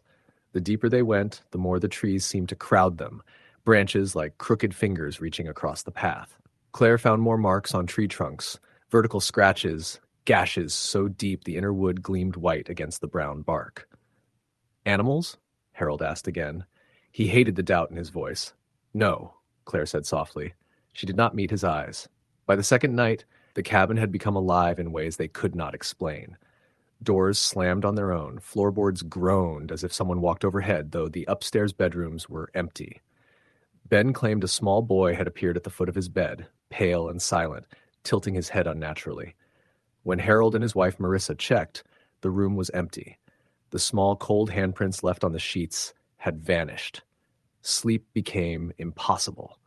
The whispers coalesced into clear words, chants, "Come down, stay with us, play with us." At times, the family could see shadows moving outside the windows, glimpses of figures between the trees, watching. The children, Claire and Ben, began speaking in their sleep, repeating the words of the whispers. On the third day, Harold noticed strange symbols carved into the trunks near the creek. Circles intersected by 3 lines, scratched deep into the bark, fresh and glistening, as if the sap had been disturbed recently. Marissa tried to take pictures, but the carvings seemed to blur in her photos, the camera refusing to focus. Night came faster than expected, darker than it should have. The wind rose to a howl. The family huddled together in the living room, the lights flickering. A shadow moved across the doorway, long and thin, limbs bending in impossible angles. The whispers became a chorus circling the cabin. Claire whispered, "They're close. They know we're here." Ben screamed when a small, pale hand pressed against the window from the outside. The hand had no nails, no discernible features, just skin stretched taut over a shape that was both human and something else. The air inside the cabin became cold, heavy, the kind of cold that numbs lungs. Harold grabbed a fireplace poker and approached the window, swinging at the hand, but it vanished before contact. From the woods, hundreds of whispers rose in unison. Words he could not understand, a language older than the mountains themselves. The shadows moved in unnatural patterns, forming a ring around the cabin, and in the center, the air shimmered. A doorway, impossibly black, appeared against the trees, a gap that did not belong, pulsating with a sickly light. The family panicked. They tried to leave, but the car would not start. The engine turned over, sputtered, and died. The headlights flickered, casting long, impossible shadows across the gravel drive. When Harold looked back at the cabin, the front porch steps were moving, bending upward like the fingers of a hand reaching for them. That night, the entities entered the cabin. They moved silently, stepping over furniture, brushing past the family with chilling coldness. The shadows coalesced into forms, children with pale skin, hollow eyes, tilting heads unnaturally, their mouths opening in silent screams. Claire and Ben did not cry. They stood, watching, eyes wide. Marissa screamed when the entities whispered into her ears directly, "You belong here now." The walls pulsed and flexed like skin. The symbols on the porch glowed faintly in the darkness. The entities circled the family, moving closer. Harold swung the poker wildly, but each strike passed through nothing, and the shadows only laughed silently. At dawn, the cabin was quiet. The entities had vanished or retreated, but the signs remained. The family fled, abandoning the car, the cabin, the road. The mountains closed behind them, hiding the path as though it had never existed. Back in Knoxville, the family tried to resume normal life. But at night, the whispers returned, distant at first, then closer. The children scratched symbols into walls, furniture, anything wooden. The shadows appeared at windows. Even in the crowded streets, the entities seemed to stalk them, glimpsed only at the edges of vision. Years later, Claire returned to the mountains alone, seeking answers. The cabin was gone. Only the marks remained on the trees, deeper now, as if they had grown with the forest. The air hummed with whispers, welcoming her back. And far off in the hollow, the doorway pulsed, waiting. She stepped forward and was swallowed by the black gap. The whispers rose to a crescendo, then fell silent. The mountains kept their secrets. The trees still watched. The creek still whispered. Story, the end. The mountain road curved like a serpent, its shoulders choked with fog and pine. I shouldn't have been driving that night, not alone, but I'd promised myself a weekend escape from the city. The GPS cut out halfway through, and the radio sputtered into static as I ascended higher into the West Virginia Appalachians. Every mile felt slower than the last. The trees pressed in, their black trunks skeletal, their branches like claws. The air smelled of wet moss and something older, something sour, rotting wood and smoke that wasn't from a fire I could see. I had rented an old cabin off a listing I found online, promising solitude and a true mountain experience. The last turnoff was hidden under overgrowth. I hesitated, headlights catching the gnarled outline of the structure ahead. The cabin looked abandoned. Shingles missing, a porch sagging, windows grimy. A faded sign read, Hollow Creek Lodge. As soon as I parked, I felt it, something heavy in the silence. Not the forest. The forest had a rhythm, a life. This was wrong, a low vibration, almost a hum pressed against my chest. I shook it off. The door groaned as I pushed it open. Inside, the air smelled like damp earth and old coal smoke. Dust coated everything. The furniture was minimal. A table, 2 chairs, a wood stove, a wood bed with yellowed sheets. I unpacked quickly. My phone had no signal. Fine, I'd light the stove, make some tea, and settle in. But the moment I struck the match, I noticed something odd. Scratches on the walls. Thin, uneven lines that didn't match the grain of the wood, some forming patterns that almost looked like letters. I ignored it and tried to make myself comfortable. The night settled. Outside, the wind picked up, rattling the windows. Around midnight, I woke to a soft tapping. At first, I thought it was rain, but the tap had rhythm. 1, 2, 3. Then silence. I froze, listening. A whisper. Come outside. My heart hammered. I scanned the room. No one. I told myself it was the wind. I tried to sleep, but sleep didn't come. Then I heard it again, this time inside the cabin, scratching from the ceiling beams like someone or something was walking above me. I got my flashlight and crept to the kitchen. The floorboards moaned under my weight. Then I saw it.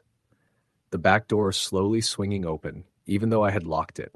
I didn't remember unlocking it. Outside, fog hugged the ground. Something moved in the mist. Tall, thin, dark. Hello?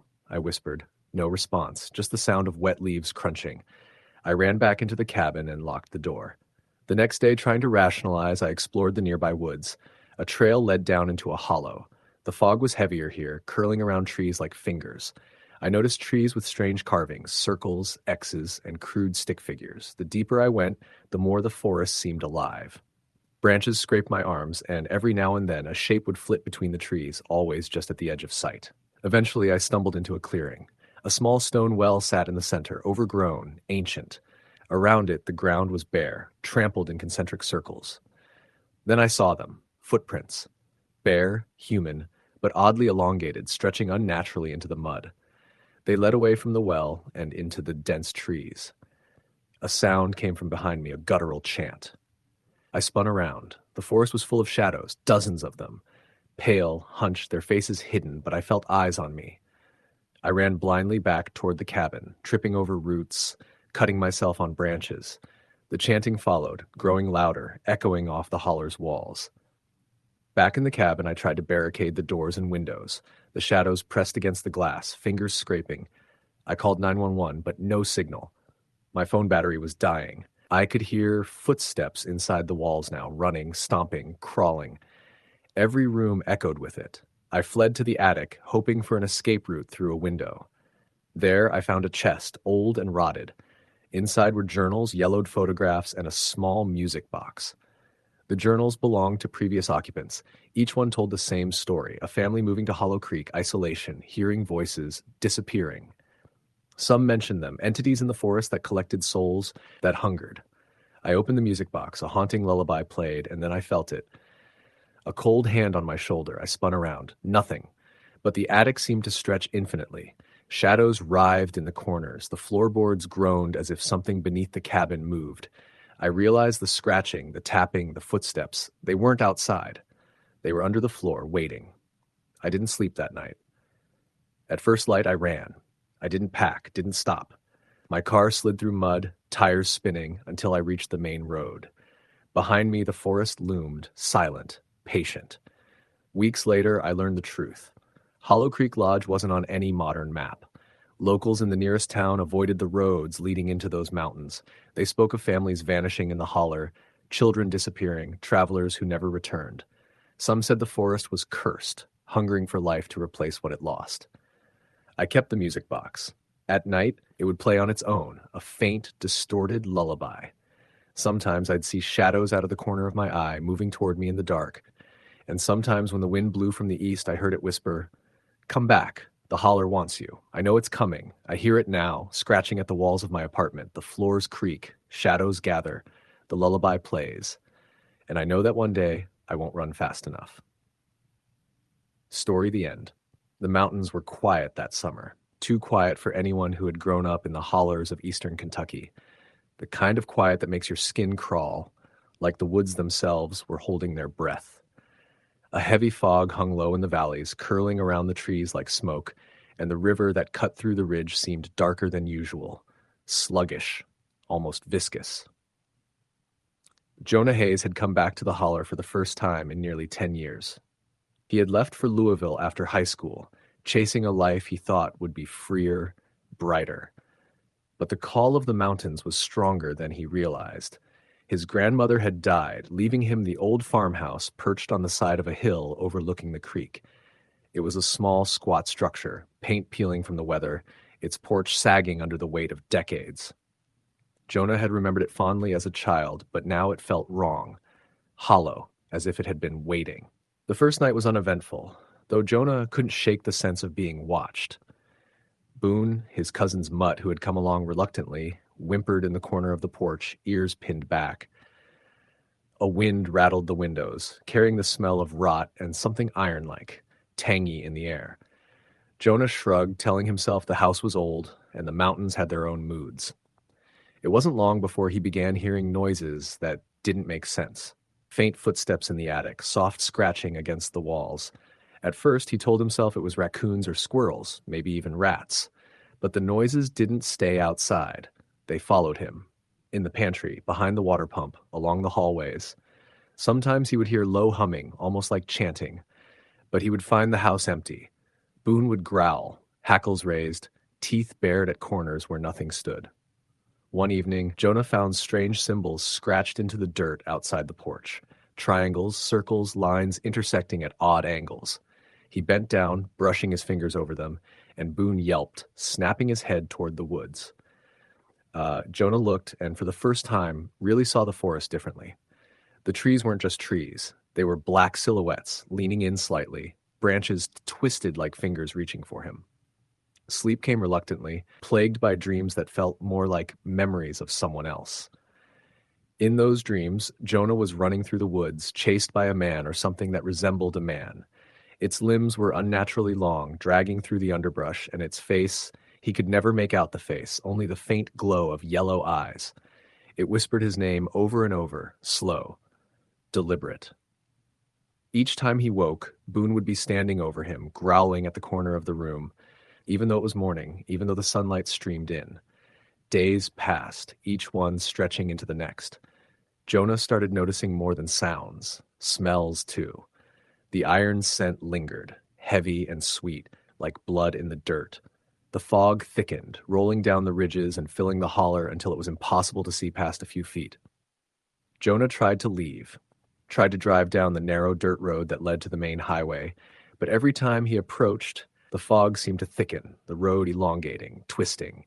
Sometimes he saw figures moving in the mist, tall, thin, grotesque, but as soon as he blinked, they were gone. One night, during a thunderstorm that shook the whole ridge, Jonah woke to a tapping on the window. Boone growled, circling him. He peered outside and saw nothing at first. Then he caught movement. A figure crouched low among the trees, unnaturally tall, limbs bent wrong, its head tilted at a wrong angle. Its eyes glowed yellow. Jonah froze. He reached for the shotgun leaning against the wall. He fired blindly, the sound echoing across the hills, but when the smoke cleared, the figure was gone. Only the mist remained, curling around the trees, mocking him. After that night, the forest seemed to follow him, even inside the house. Shadows twisted in corners, walls groaned under unseen pressure, and the scratching became constant. Jonah began to hear whispers, low at first, almost comforting. Then they grew harsher, calling his name, telling him things he could not understand, revealing secrets of the forest and of the people who had vanished before him. He found small piles of bones on the porch, animal bones, sometimes human, a shoe, a tattered shirt, a necklace that wasn't his. Each morning, new gifts arranged in patterns, symbols etched into the dirt. One evening, Boone disappeared. Jonah tore through the fog, calling, whistling, screaming.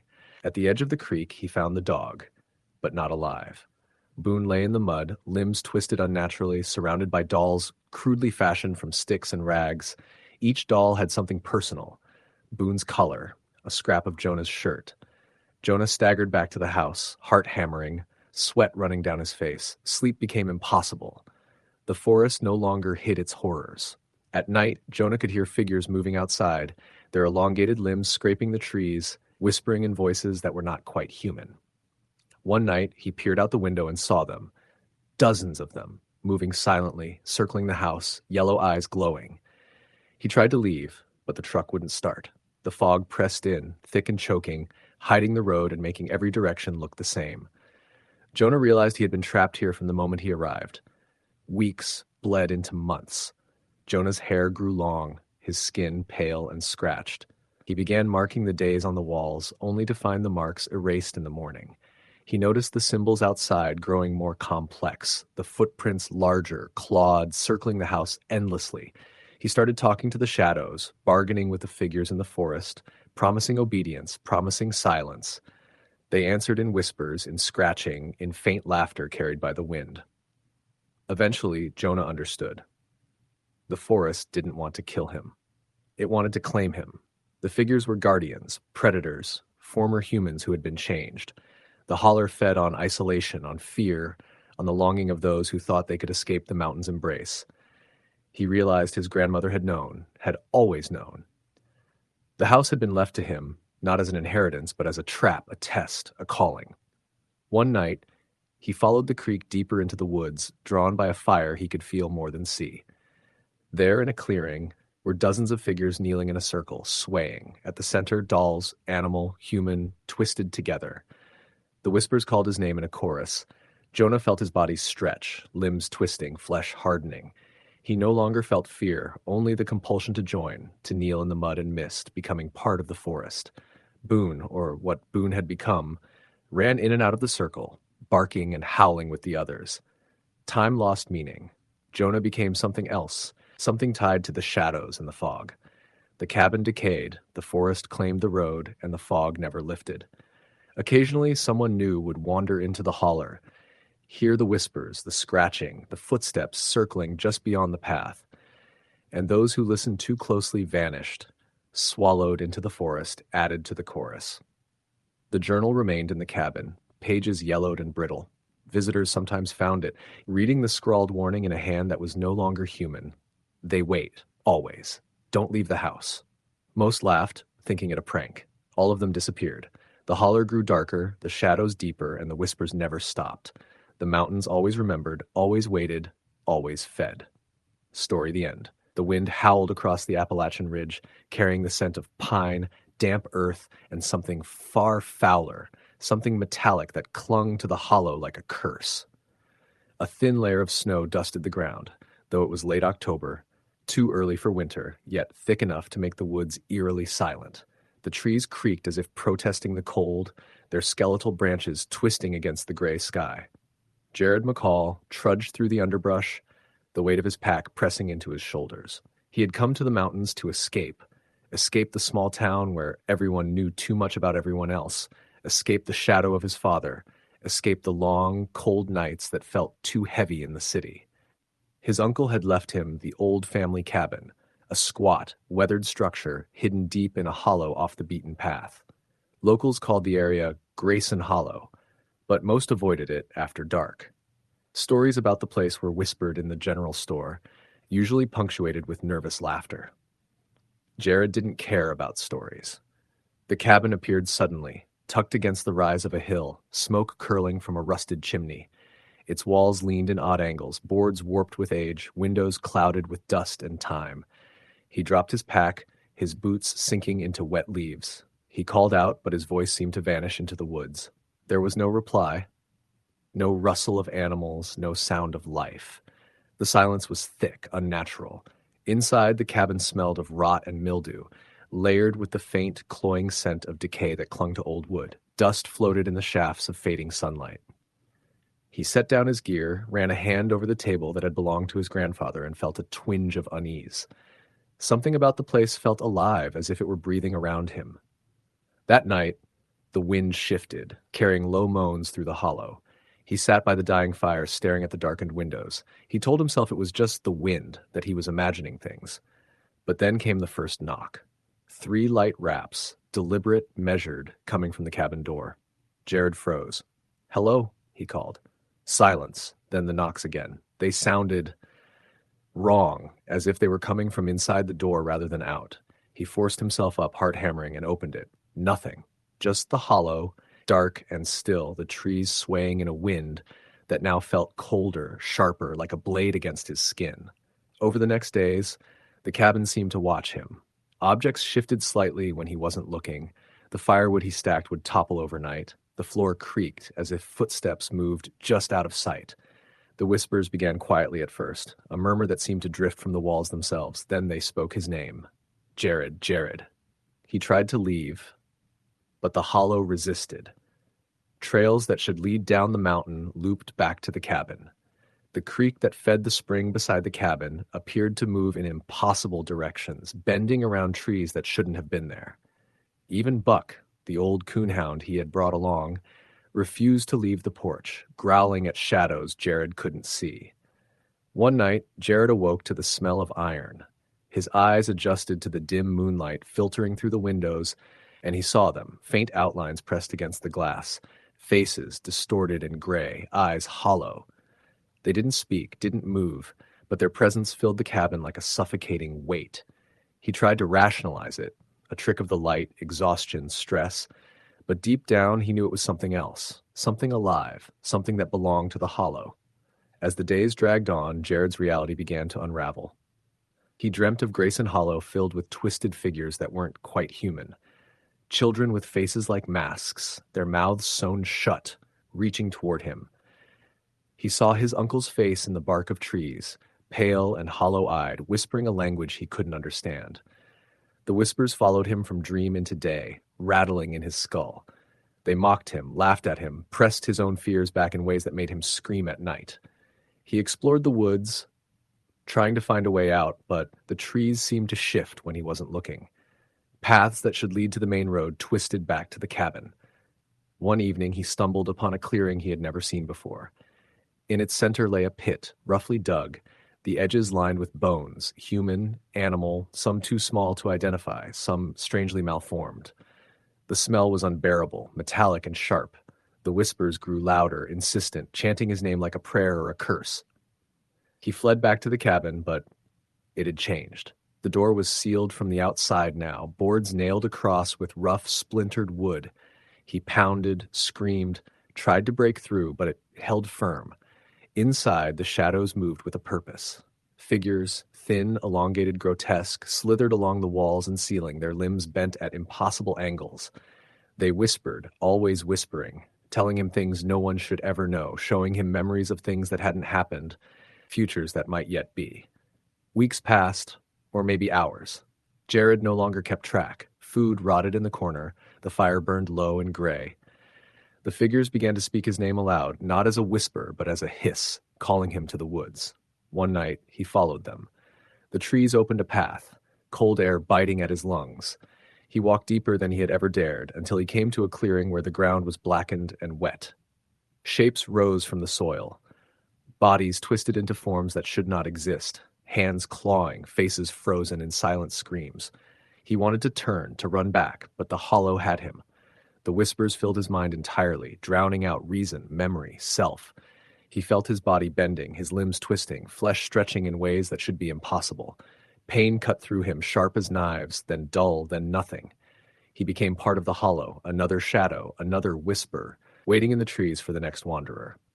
Locals occasionally speak of lights on the ridge, of shadows that move against the wind. Hikers sometimes vanish, never to be seen again. And if you listen carefully, if you follow the path too far into Grayson Hollow, you might hear a voice, faint at first, calling your name. Not in warning, but in invitation. And if you answer, the hollow welcomes you, just as it did Jared, as it does anyone who comes too close to the cabin at the edge of the trees. Story the end. The road into the holler was worse than I remembered. Narrow, rutted, and slick with autumn mud. I had driven this stretch countless times as a kid visiting my grandmother, but now, 20 years later, it felt alien. The trees pressed close, their skeletal branches like fingers, and the sun barely reached the forest floor. I had come back because of the stories. Half-remembered rumors of a place my grandmother once called the place where folks go and don't come back. I dismissed it as local superstition back then, but hearing the same warnings in hushed tones from strangers in the market made me uneasy now. By the time I passed the last mile marker, my truck was coated in grime, and the air had that pungent mix of rotting leaves and wet earth. I parked near an old abandoned church. Its steeple had collapsed long ago, and moss choked the roof. The wooden door sagged on rusted hinges. I had my camera, flashlight, and a small pack of supplies, though I knew deep down I wasn't just taking photographs. I wanted to see it, the heart of the stories. The door creaked as I pushed it open. Dust rose in lazy clouds, catching the faint light that filtered through broken stained glass. The pews were splintered, the altar blackened with age. Something whispered at the edge of hearing, faint enough to be the wind, or the old building settling. I shook my head, forcing myself forward. I stepped onto the wooden floor and froze. Footprints, fresh, muddy, and human, marred the dust leading to the altar. My pulse quickened. No one else had to be here. The air seemed heavier, thicker, almost viscous. Then I heard it, a soft humming. I couldn't tell if it was above, below, inside me. My flashlight flickered and went out. Panic flared. I turned it on again. Nothing. I cursed under my breath and shook it, but the beam wavered like a dying eye. I took a deep breath, trying to steady my nerves, when I saw them. Shadows moving along the edges of the room, elongated, jerky, as if crawling on all fours. I backed away, tripping over a broken pew. The hum grew louder, more insistent, almost melodic in a twisted, hypnotic way. Then the shadows moved in unison, coalescing into a single figure. A man, or what was left of one. His limbs were thin, impossibly long, his skin a mottled gray. His eyes were hollow, black pits, and his mouth stretched wider than it should have. He tilted his head at me, unnaturally, like a predator toying with prey. I froze. Every horror story I had ever ignored came flooding back. This was not superstition. This was real. I turned and ran, stumbling out of the church and into the dense woods. Branches tore at my clothes and hair. I could hear them behind me, the whispers, the footfalls, the soft, wet thuds of something enormous and unhuman moving through the trees. I ran blindly, my lungs burning, until I stumbled into an overgrown path I didn't remember. It led downhill toward a hollow. At first, I thought I saw smoke, thin, curling wisps rising above a line of trees, but as I got closer, it wasn't smoke at all. It was fog, unnaturally dense, clinging to the ground, writhing, and inside it were shapes, figures hunched, crawling, dragging themselves across the earth. Human? Perhaps once, but twisted now into something else entirely. I froze at the edge of the fog. One figure looked up. Its face was familiar in a way that made my stomach churn. It was my grandmother, or a grotesque facsimile. Her eyes were black, empty, and her smile stretched too far. "You shouldn't be here," she crooned, voice hollow and distant. I stumbled back, but the figures emerged from the fog like a tide of nightmares. Each moved differently, some walking, some crawling, some floating just above the ground, limbs bending wrong, like eyes too large or absent entirely. The air reeked of iron and decay, and the whispers were everywhere, speaking in a chorus I couldn't understand. I turned to run back the way I came, but the path had vanished. Trees had grown overnight. Or perhaps I had entered a space outside normal time. The hollow stretched wider than it should, the sky above a twisted, dark gray that pressed down, and then the ground moved. Roots twisted, wriggled like snakes, reaching for me. I leapt, barely avoiding the grasping mass. My flashlight flickered on for a moment, illuminating a wall of faces pressed into the mud, mouths open in silent screams, eyes staring, unblinking. I screamed, running until I found a cabin. It looked abandoned, ordinary. I tried the door. It opened. Inside, the smell hit me first, blood, rot, and damp earth. And there were them again, the figures, hunched over, working at something I couldn't see. When they noticed me, they froze, turning their featureless faces toward me. The silence that followed was worse than the sound of their whispers. My feet moved before my mind did, and I slammed the door shut behind me. I searched the cabin for an exit. There was only one other door, leading to a basement. I had no choice. I descended into the darkness, the steps groaning under my weight. The air was colder, heavy, and smelled of iron. In the faint beam of my flashlight, I saw them. Dozens of figures, all pressed together, bodies intertwined, skin gray and glistening. Some were alive, some dead, I couldn't tell. They moved slightly, rocking, whispering my name in unison. I turned to flee, but the door slammed shut behind me. I was trapped. Panic consumed me, and I ran blindly, crashing into the figures. They parted like water, and I stumbled down a narrow tunnel that seemed to go on forever. The walls pulsed, wet and soft. I felt hands, thousands of tiny, rough hands gripping my arms, legs, even my face. Each touch burned with cold and something darker, something alive. I screamed, trying to pull free, but the tunnel narrowed. My chest pressed against the walls. I was suffocating. Finally, the tunnel opened into a cavern. The ceiling dripped with water that smelled of iron. And there, in the center, was the altar. Not the church's altar, this one carved from stone, slick with something that gleamed like wet clay.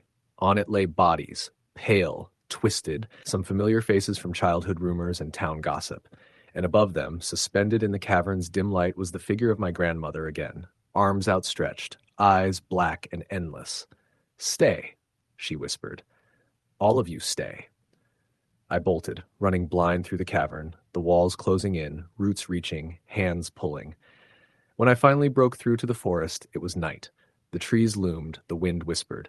I ran until I saw the distant lights of the main road. The horrors of Hollow Creek seemed to follow, lingering at the edges of my vision, in the rustle of leaves and shadows that twisted unnaturally. Even now, back in town, I hear them. At night, whispers slip through my window.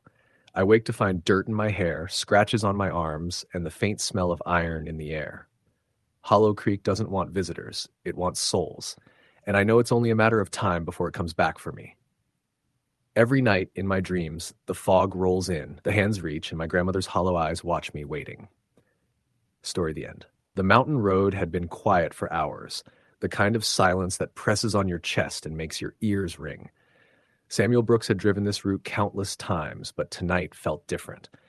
The headlights cut through a thin mist, revealing twisted roots and fallen branches across the narrow road. Somewhere above, the wind whipped through the skeletal trees, carrying a low, almost human moan. Samuel tried to tell himself it was just the old pines, but a part of him, a deep, primal part, knew it was something else. He had come to the Appalachians to escape, to leave behind the city and its suffocating noise, but the mountains had their own voice, and it was calling him. The small town of Mill Creek was nearly deserted at this hour. The diners and gas stations were shuttered, and the few lights that blinked from homes were dim, almost reluctant to exist. Locals had warned him to avoid the back roads after dark, but curiosity and stubbornness had pushed him further in, deeper into the shadowed valleys. When Samuel reached the old cabin off the trail, the air smelled sharp with damp earth and decayed leaves. The cabin's wood was blackened with age, some boards warped and hanging loose.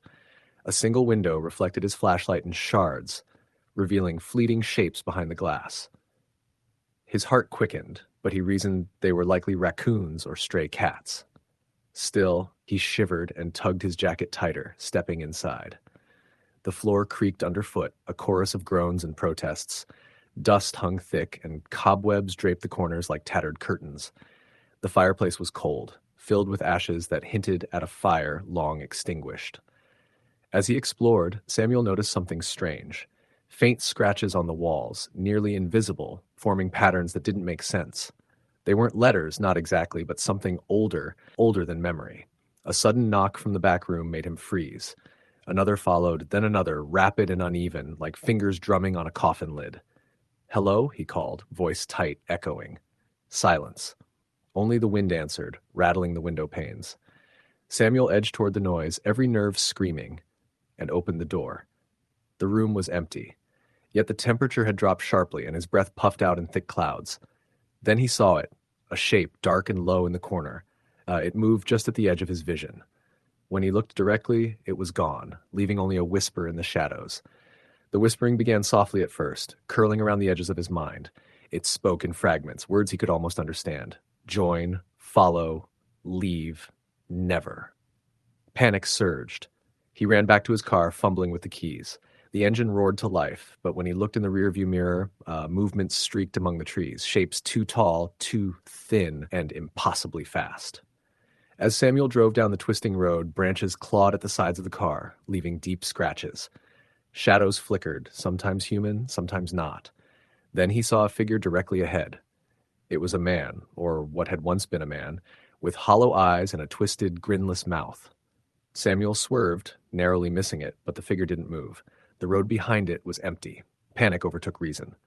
Samuel accelerated, tires skidding on frost-covered gravel. The road became narrower, cliffs falling away to the dark river below.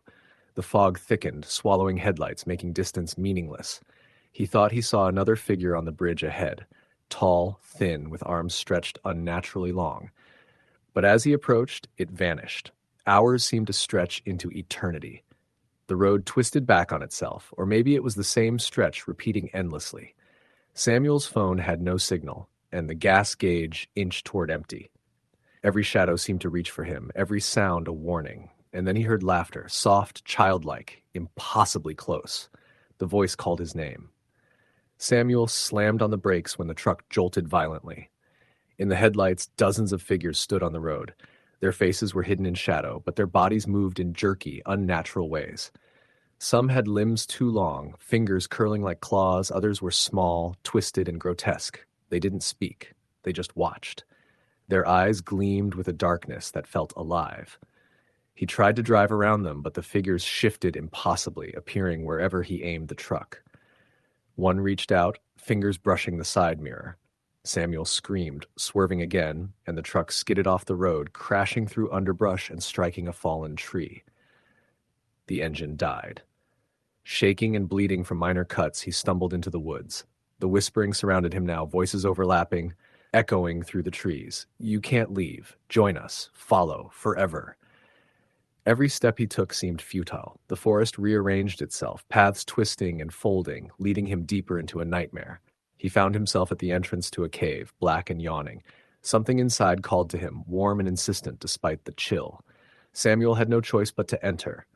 The walls were slick with moisture, and the air smelled of iron and decay. The whispers grew louder, forming a chorus of countless voices, each speaking in a language he felt in his bones rather than understood. Deeper and deeper he went, until the passage opened into a vast chamber. The ceiling vanished into darkness, and the floor was littered with bones and debris. At the center, a black fire flickered, smoke rising without flame. Figures danced around it in a trance, chanting in rhythms that twisted reality. Some figures were human-shaped, some monstrous, all grinning in ways that should have been impossible. One figure, more defined than the rest, stepped forward. It was his brother, long thought dead in a childhood accident. The face was hollow, eyes empty, mouth stretched unnaturally. It beckoned Samuel closer with a crooked hand. The whispers intensified, filling his mind, urging, demanding, promising release if he would only surrender.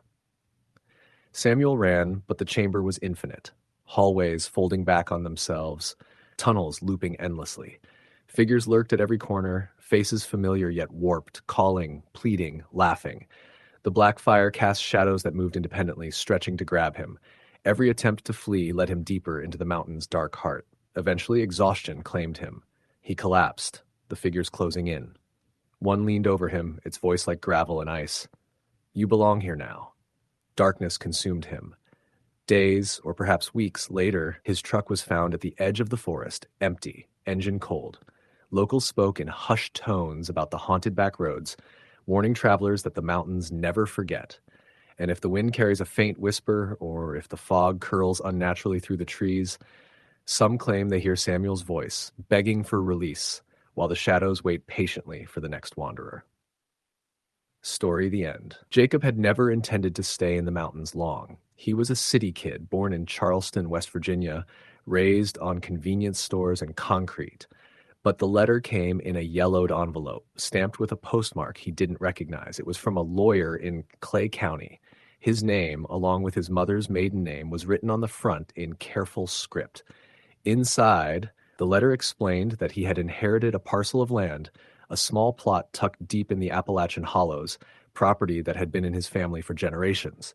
No one had lived there for decades. The lawyer added a note. The cabin is habitable but rustic. Use caution. The county has little presence up there. Curiosity, the promise of isolation, and the faint thrill of trespassing into family history drew him north.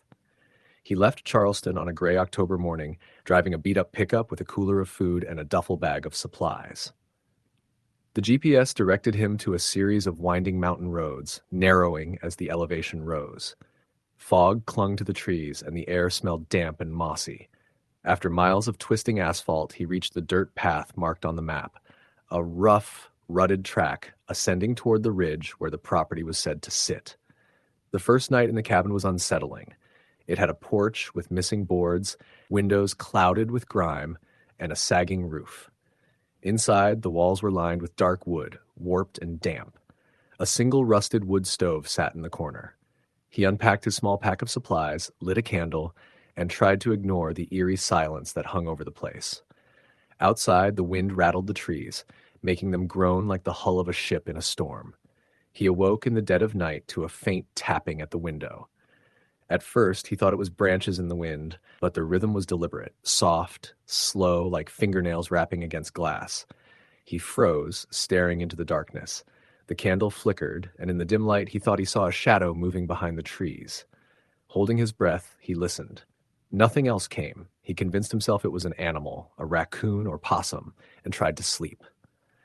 The next morning, Jacob explored the perimeter. He found signs that he was not alone. Footprints in the mud, small and bare, leading from the woods to the porch and back. He followed them, but they disappeared under the thick undergrowth. There was no one around for miles, at least not in sight. His heart thumped in his chest, but he pushed the fear aside, telling himself the land had been abandoned for decades, and he was simply imagining things. Over the next few days, the cabin began to take on a more sinister personality. Objects would move when he wasn't looking. Tools shifted across the table. A chair he left by the stove would be in another corner the next morning. The air inside smelled of damp earth and something faintly metallic, like rusted iron. At night, the wind carried sounds he couldn't explain. Low, wet whispers that seemed to crawl along the walls, then vanish as he turned toward them. On the fifth night, the whispering became clearer. He heard it under the floorboards, a voice low and broken calling his name. Jacob. Jacob, don't go. It was almost human, but distorted, like it was coming through water. Fear gripped him, and he grabbed his flashlight, shining it under the cabin. Nothing stirred, nothing moved, only dirt and shadows. But when he turned back to the room, he saw a figure outside the window, a small girl drenched in rain, staring at him with dark, hollow eyes. She vanished before he could blink. He left the cabin the next morning, desperate for answers. The dirt road led to another small clearing where an old, weather-beaten truck sat. A man emerged, bent with age, wearing a stained hat and greasy overalls. "You've seen her," the man said before Jacob could speak. "Who? What girl?" "The one buried under that cabin. Don't ask why she's here. Just stay out of her way." Jacob recoiled. "Buried under the cabin? You mean?" The old man nodded slowly. "Her daddy put her there. Nobody knew for decades. The mountain keeps what's done to it. She doesn't forgive, and she doesn't let go." Jacob didn't sleep that night. He sat clutching a hatchet, staring at the floorboards beneath him. The whispering came again, louder, closer, directly beneath him. "Come down," the voice urged. The boards trembled, like something heavy was shifting below. He didn't dare move until the sun rose. By the next evening, he had accepted that the forest itself was alive, that the hollow was an entity watching him, shaping the path so that no matter which way he went, he returned to the cabin. The girl appeared again, always at night, always silent, always just out of reach. Her presence pressed against him, cold and unrelenting, a reminder of something ancient and unforgiving. Days became weeks. Jacob's supplies dwindled, his mind frayed. He found the hole beneath the cabin again, soft, freshly dug earth like someone had been working there recently. From it came the faintest sound of movement, small scraping, faint sobs, whispered pleas. He knelt, peering into the darkness, and for a moment he thought he could see her, skin pale, hair stringy, eyes wide and black. "Help me," she whispered. He backed away, heart hammering, and realized the full scope of his isolation. The forest had no exit, the road no way down. Every direction led back to the cabin. Every night she came closer, reaching, watching, pulling him into a nightmare that had no end. On the 23rd night, Jacob woke to the sound of hands on the doorframe. They weren't small or light. They rapped and clawed, testing, pressing. He could smell earth and decay and wet hair. He swung the hatchet again and again, but the sound persisted. A voice, childlike and hollow, came through the cracks. "Stay, stay with me." He ran into the forest, rain and mud soaking through him, but the paths twisted impossibly. Trees that should have been far apart pressed together, forming a tunnel of shadows. The girl appeared intermittently at the edge of vision, sometimes in front, sometimes behind, always silent, her black eyes fixed on him. After what felt like days, Jacob collapsed in the mud, exhausted, terrified, and finally heard the voice clearly. "You're mine now," it said. He tried to stand, but the ground beneath him gave way. A cold, wet hand gripped his ankle, pulling. He screamed, and the forest swallowed the sound. Weeks later, a truck from the county found the cabin empty. The floorboards were disturbed, soft with fresh dirt. Around the clearing, the small bare footprints circled endlessly, and the forest was silent, except for the faint whisper of a girl calling someone to stay forever. Locals avoid Heart Hollow Road. They say the lights sometimes flickers in the abandoned cabin at night, that something moves beneath the floor. Those who ventured up there and returned speak of the cold that follows, of whispers in the dark that call your name. They say the mountain keeps what it takes and it never forgets. Story the end. The holler had been quiet for decades, too quiet for anyone who knew its history. Folks around Pike County whispered about it in hushed tones. The old Granger farm, abandoned since the 50s, perched on the side of a ridge that jutted sharply over the creek. They said the mountains didn't forgive trespassers, that something lived in the holler that didn't belong to this world. Jonah Miller, who had spent his childhood exploring these woods, had always laughed at the stories. He was 32 now, city life behind him, and he inherited the Granger property after a distant relative passed. He thought he knew the mountains, but the holler had a way of humbling even the proudest man. The first night in the farmhouse, the wind came howling through broken windows and the gaps in the walls. The house was a rotting skeleton of what it once was. Floors sagging, ceilings stained with water, and the smell of mold thick in every room. Jonah set up a small fire in the old stove, trying to push away the unease that settled over him like a wet blanket. He had Boone with him, a stray he'd taken in a few weeks earlier, a lean mutt with intelligent eyes that seemed to see more than a dog should. Boone whined at first, circling the corners of the farmhouse, nose to the floor, ears flat. It started with whispers, faint, indistinct at first, like wind through the trees. Jonah thought he was imagining it, or that the house groaned under the weight of age. But the whispers grew louder, forming words he couldn't quite understand. Sometimes they spoke his name. At night, the scratching began, soft at first, then louder, coming from the attic, the walls, the floors beneath his feet. Boone growled low, his body stiff, fur bristling. Jonah shone a flashlight toward the ceiling and saw nothing. The second day, Jonah explored the property. The woods behind the farmhouse were thick and knotted, undergrowth twisting around ancient oaks and maples.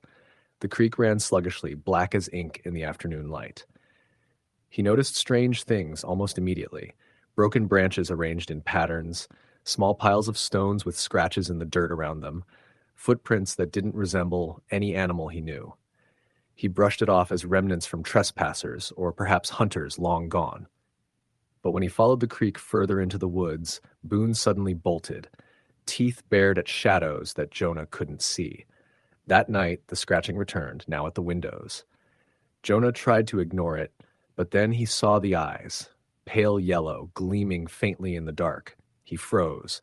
The figure outside was tall, limbs bending in impossible angles, its head tilting unnaturally as it watched him. He raised the shotgun he'd brought, fired blindly into the fog, and the figure vanished, leaving only the mist curling between the trees. Boone whimpered and refused to move from the doorway. Days bled into weeks. Jonah's food supply dwindled. The forest seemed to swallow any effort to leave. The truck wouldn't start. The roads twisted and curved in ways that made no sense, and the fog hung thick around the ridge, never lifting. Every day, the footprints appeared around the house, circling endlessly, growing larger, deeper. The symbols scratched into the soil multiplied, triangles, circles, radiating lines that seemed to pulse under the moonlight, and the whispers never stopped, now joined by murmurs in the dark, voices that promised, threatened, called him by name. One morning, Boone disappeared. Jonah tore through the forest, calling, panic twisting his stomach. At the edge of the creek, he found him, but not alive. Boone lay in the mud, limbs twisted grotesquely, and around him were small, crude dolls, fashioned from sticks, rags, and animal bones. Each doll bore a fragment of something familiar, a collar, a patch of fur, a scrap of clothing. Jonah recoiled, heart hammering. That night, he barricaded the farmhouse doors and windows, the whispers now a chorus, louder, insistent. By the third week, Jonah began to see things moving just at the edge of vision. Figures kneeling in the fog, swaying, watching him. He could hear breathing where there should have been none, the snapping of twigs from creatures too large, too thin, moving through the undergrowth. He tried to flee, but the forest had claimed him. Roads led in circles, and the truck refused to start, no matter what he tried. Hunger gnawed at him, thirst made his tongue raw, and still the whispers continued, growing more coherent, more demanding. Then came the fire. Not a blaze of flames, but a fire that burned in the fog itself, pale orange light illuminating a clearing. Jonah, compelled by fear and curiosity, ventured into it. Dozens of figures knelt in a circle, swaying, limbs grotesquely long, faces indistinct except for the faint glow of eyes. Boone, or what Boone had become, ran among them, barking, howling, moving unnaturally. At the center were the dolls, hundreds of them, faces crudely formed from sticks and rags, bearing hair, teeth, collars, remnants of the lost. Jonah fell to his knees, unable to resist the compulsion. The figures closed in, circling him. The whispers became commands, sharp and clear, telling him to bend, to kneel, to join. Pain shot through his body as limbs stretched and twisted, flesh tightening, consciousness fracturing. Fear, hunger, grief, all the human things he had carried were stripped away. When he rose, he was no longer fully Jonah, no longer fully human. He moved among the shadows with the others, part of the rhythm, the cycle, the hunger of the holler. Time lost meaning. Days and nights blended. The farmhouse rotted away, the forest reclaiming the ridge, the creek black and still. Occasionally, hikers or curious souls wandered too far into the fog. They would hear whispers, see flashes of yellow eyes, the scratching at the windows. Most laughed nervously at first, then vanished, swallowed into the hollowed forest, their screams carried away by the wind. The mountains remembered them, waited for them, claimed them, adding them to the circle, the chorus, the endless, patient hunger of the holler. The journal remained, left in the farmhouse long after the humans had gone. Pages yellowed, scrawled warnings in hands that were not entirely human. They wait, always. Don't leave the clearing. Don't answer the whispers. Those who found it never survived long, and the holler waited, patient, unyielding, always hungry, always watching. Story the end. The sun had already dipped behind the ridges when Marcus Heller finally reached the small hollow tucked deep in the Appalachian backcountry. He'd been driving for hours along narrow, crumbling roads, the kind that seemed to fold into themselves, leaving the feeling that no one had passed this way in decades. He was chasing a story for the local paper, mountain legends, fact or folklore. But now, with the fading light and the weight of silence pressing in, he wasn't so sure he wanted the story anymore. The hollow was cloaked in mist, thin at first, but thickening with each step as Marcus climbed out of his pickup. The trees were gnarled, leaning inward like they were conspiring to trap anyone who dared enter. He shook off the unease and approached the cabin at the center of the clearing. It was a squat, hunched thing, as though the mountain had molded itself. Wood blackened with age and rot, windows opaque with grime, the door hanging from one hinge. He stepped inside, the floor groaning under his boots. Dust and the smell of mold and decay choked the air. There were remnants of life, a rusted tin cup on the table, a threadbare quilt on a rickety bed, but no signs of anyone having been there recently. Or so he thought. A sudden scrape from the corner made Marcus freeze. He pointed his flashlight, heart hammering, but saw nothing. Another scrape, then a faint whispering, soft but urgent. "Don't leave." He laughed nervously, trying to shake off the chill that ran down his spine. "Probably just the wind," he muttered, but even as the words left his mouth, he knew they were hollow. The temperature in the room had dropped, and his breath fogged the beam of the flashlight. As he explored, Marcus noticed markings scratched into the walls, lines and shapes, spiraling into forms he didn't recognize. They weren't letters, not in any alphabet he knew. They pulsed with a strange rhythm, almost as if the wood itself was alive.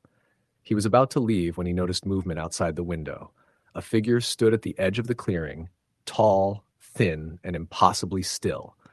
Its head was cocked unnaturally, like a bird listening. Marcus backed away, heart racing, only to realize the figure was gone when he looked directly at it.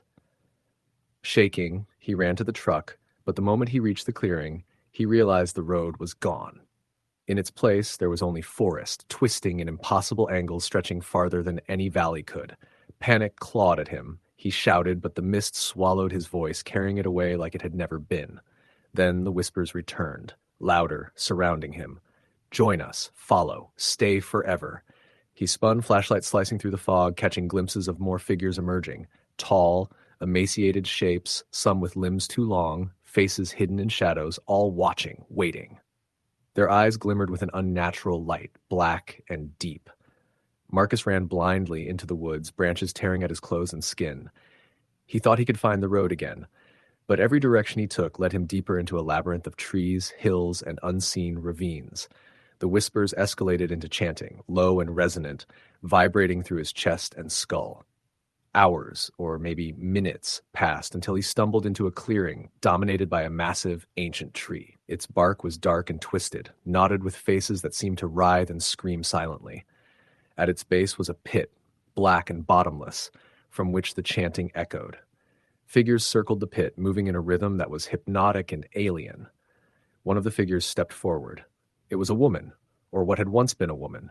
Her limbs bent at unnatural angles, her skin pale and stretched, eyes hollow, mouth wide in a grin that should have been impossible. She reached out to Marcus. He tried to scream, tried to run, but his body moved slow, weighed down by fear. The whispers became words in his mind. "We are the mountain. We are the hollow. You belong." He realized then that the pit was not empty. Faces stared up from the darkness, familiar and horrifying. Missing hikers, lost travelers, even a friend from the local diner, all twisted, hollow-eyed, their mouths forming silent screams. The figures around the pit danced and sang, pulling the souls of the lost toward the blackness. Marcus tried to resist, clawing at the ground, but the figures moved with impossible speed, surrounding him. One grabbed his arm, and a cold fire surged through him, paralyzing his limbs. The last thing he saw before being dragged toward the pit was the hollow-eyed woman's grin, wider than humanly possible, stretching into the shadows. By the time search parties arrived days later, the hollow was silent again. No tracks led in or out, and the mist had thickened, hiding the cabin and its secrets. The pickup truck remained abandoned at the edge of the forest, doors ajar, keys still in the ignition. Locals said the mountain claimed what it wanted, and it always remembered the names of those who dared enter. Sometimes, late at night, hikers swear they hear whispers carried on the wind, calling names, promising safety in the darkness. But anyone who listens too closely vanishes, and the forest remains silent again, waiting, patient, eternal. Story the end. The mountain was restless that night. A thick fog rolled down the ridges, curling around the pines and dead oaks like a living thing.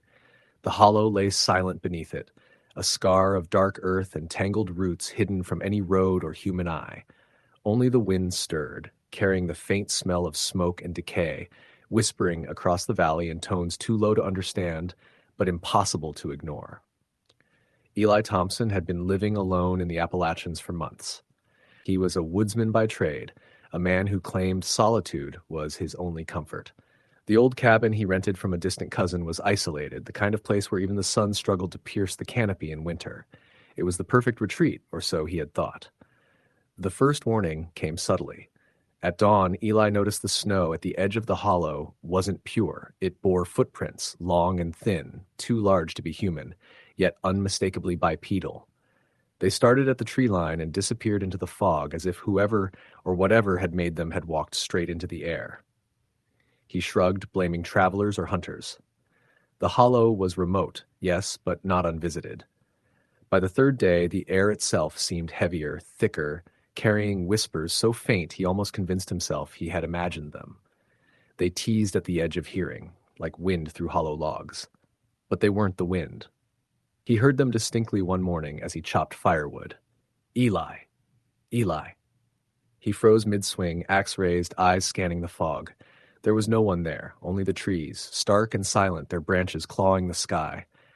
He told himself it was the wind, the isolation, the cabin playing tricks on his mind. But when night fell, the whispers returned, louder now, coming from the walls, the floor, even the very air around him.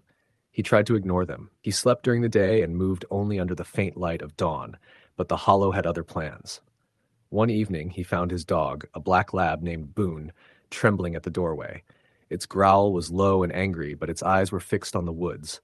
Eli followed Boone's gaze and saw them, figures standing between the trees, unnaturally still. They were thin, elongated, with limbs that bent in ways they shouldn't. Their faces were obscured in shadow, but their presence alone made Eli's stomach twist. He fired his rifle, the crack of the gun loud against the stillness. The figures vanished, leaving behind only the whispering fog. Eli's heartbeat thundered in his ears. Sleep abandoned him that night. Over the next week, the hollow began to change. The creek near the cabin turned black in patches, the water thick and sluggish, reflecting shapes that weren't there. Birds vanished. The usual sounds of the forest, crickets, owls, distant bears, stopped entirely, and the whispers became voices, speaking of things Eli had never told anyone. The secret he buried from childhood, the way he had betrayed his only friend, the dreams he feared admitting even to himself. He tried leaving. Each time he followed a path down the mountain, it twisted, looping back toward the cabin. Trees shifted impossibly, roots tangling underfoot, branches snagging his jacket, pulling him off course. Boone vanished one evening while Eli chopped wood, leaving only paw prints in the fresh snow, prints that led directly into the forest, where they abruptly ended. The dreams began after Boone disappeared. Eli would awaken in the hollow's center, cold mud under his fingers, faces pressed to him from the darkness. Children, men, women, all twisted, mouths sewn or broken, eyes hollow and unblinking. They whispered in a language older than the mountains themselves, telling him the forest was hungry, and now so was he. By the third week, Eli's reflection in the cabin's window had begun to change. His skin was pale, stretched tight, eyes sunken. When he looked too long, he saw something in the hollow creeping behind him, moving just beyond his peripheral vision. Shadowy shapes that seemed to breathe with him, whispering, waiting. One night, desperate for understanding, Eli followed the voices into the fog.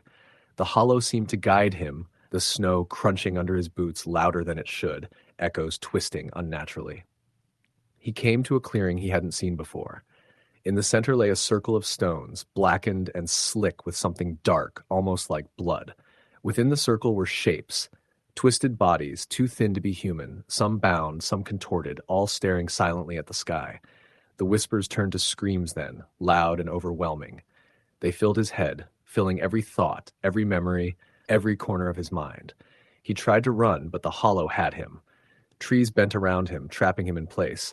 The shadows descended, their cold touch crawling over his skin, over his bones. And in that moment, Eli understood. He had not come to the mountains alone.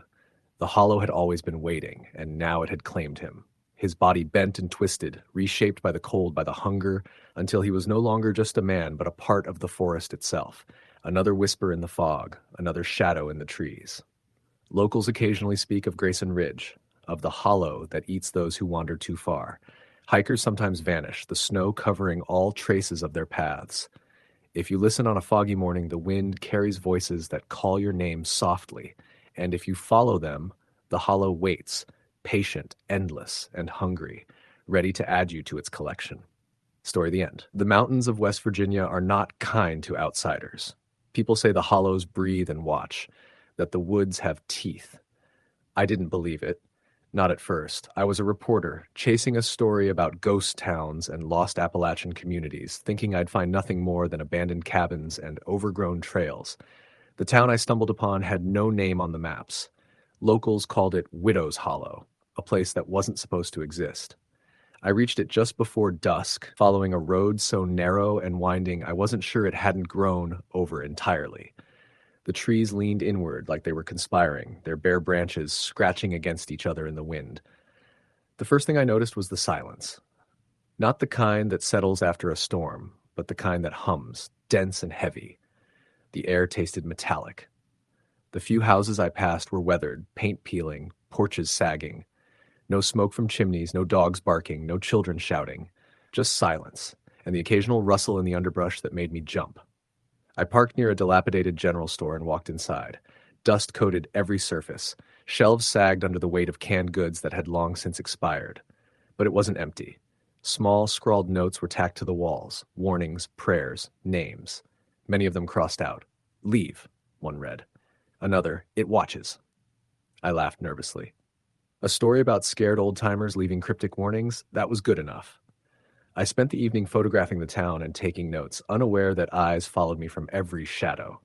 Night fell fast in the mountains. The moon was hidden behind thick clouds, and the hollow seemed to close in. From my rented room above the store, I heard the first sound. Tapping. Light, rhythmic, coming from the floor below. I assumed it was rats, but then came the scratching, the drag of nails across wood, and a whisper, faint but deliberate. "Come, come." I froze. No one was there. The air thickened, carrying the scent of rot. Then the tapping stopped. Silence returned, heavier than before. I tried to sleep, but the shadows in the corners of the room twisted unnaturally, growing longer when I looked away and shrinking when I tried to stare them down. At dawn, I found a trail leading out of town. I followed it, thinking I'd get back to the main road. The forest was dense, but the path was worn, almost inviting. Hours passed, yet I never reached another road, never saw another building. Instead, I found the bodies. They were strung up like grotesque marionettes, tied to trees by thin ropes. Limbs bent at impossible angles, eyes wide, mouths frozen in silent screams. The bark beneath them was stained dark. Some were young, some old. All were human. All looked as if they had been placed there carefully, arranged. And then I saw it, the Hollow Man. He or it stood at the edge of the clearing, taller than any man, thin to the point of emaciation. Its face was obscured by long hair matted with dirt and blood. It wore the skin of the dead like clothing. His arms were long, fingers ending in jagged nails, each finger slightly bent as if reaching for something unseen. His head tilted, studying me with a curiosity that felt alive. I ran. The forest seemed to shift around me. Trails twisted back on themselves. Trees closed in. The Hollow Man followed silently, always just at the edge of my vision. The whispers returned, hundreds of voices layered over each other, chanting my name, laughing, crying. I stumbled into an old cabin, thinking I could barricade myself. Inside, the floor was lined with jars, hundreds of them, filled with cloudy liquid. Hands, feet, eyes, mouths, small bodies curled in impossible shapes. The Hollow Man stepped inside behind me, its presence pressing into my chest. "You see now," it rasped, voice like broken glass. "You belong." I tried to fight, but the air was thick, heavy, like wading through molasses. My limbs felt like lead. The Hollow Man's fingers brushed my arm, cold, wet, unnervingly human. I screamed, but no sound came out. The jars rattled. The bodies inside shifted, turning toward me, reaching with pale, grasping hands. Time fractured. I don't know how long I was there. Hours, days, weeks. The Hollow Man moved among the jars, feeding, arranging, whispering. I felt my own hands being pulled slowly toward the nearest jar, the liquid inside reflecting my horrified face. Then everything stopped. Silence. I was alone. The cabin was empty.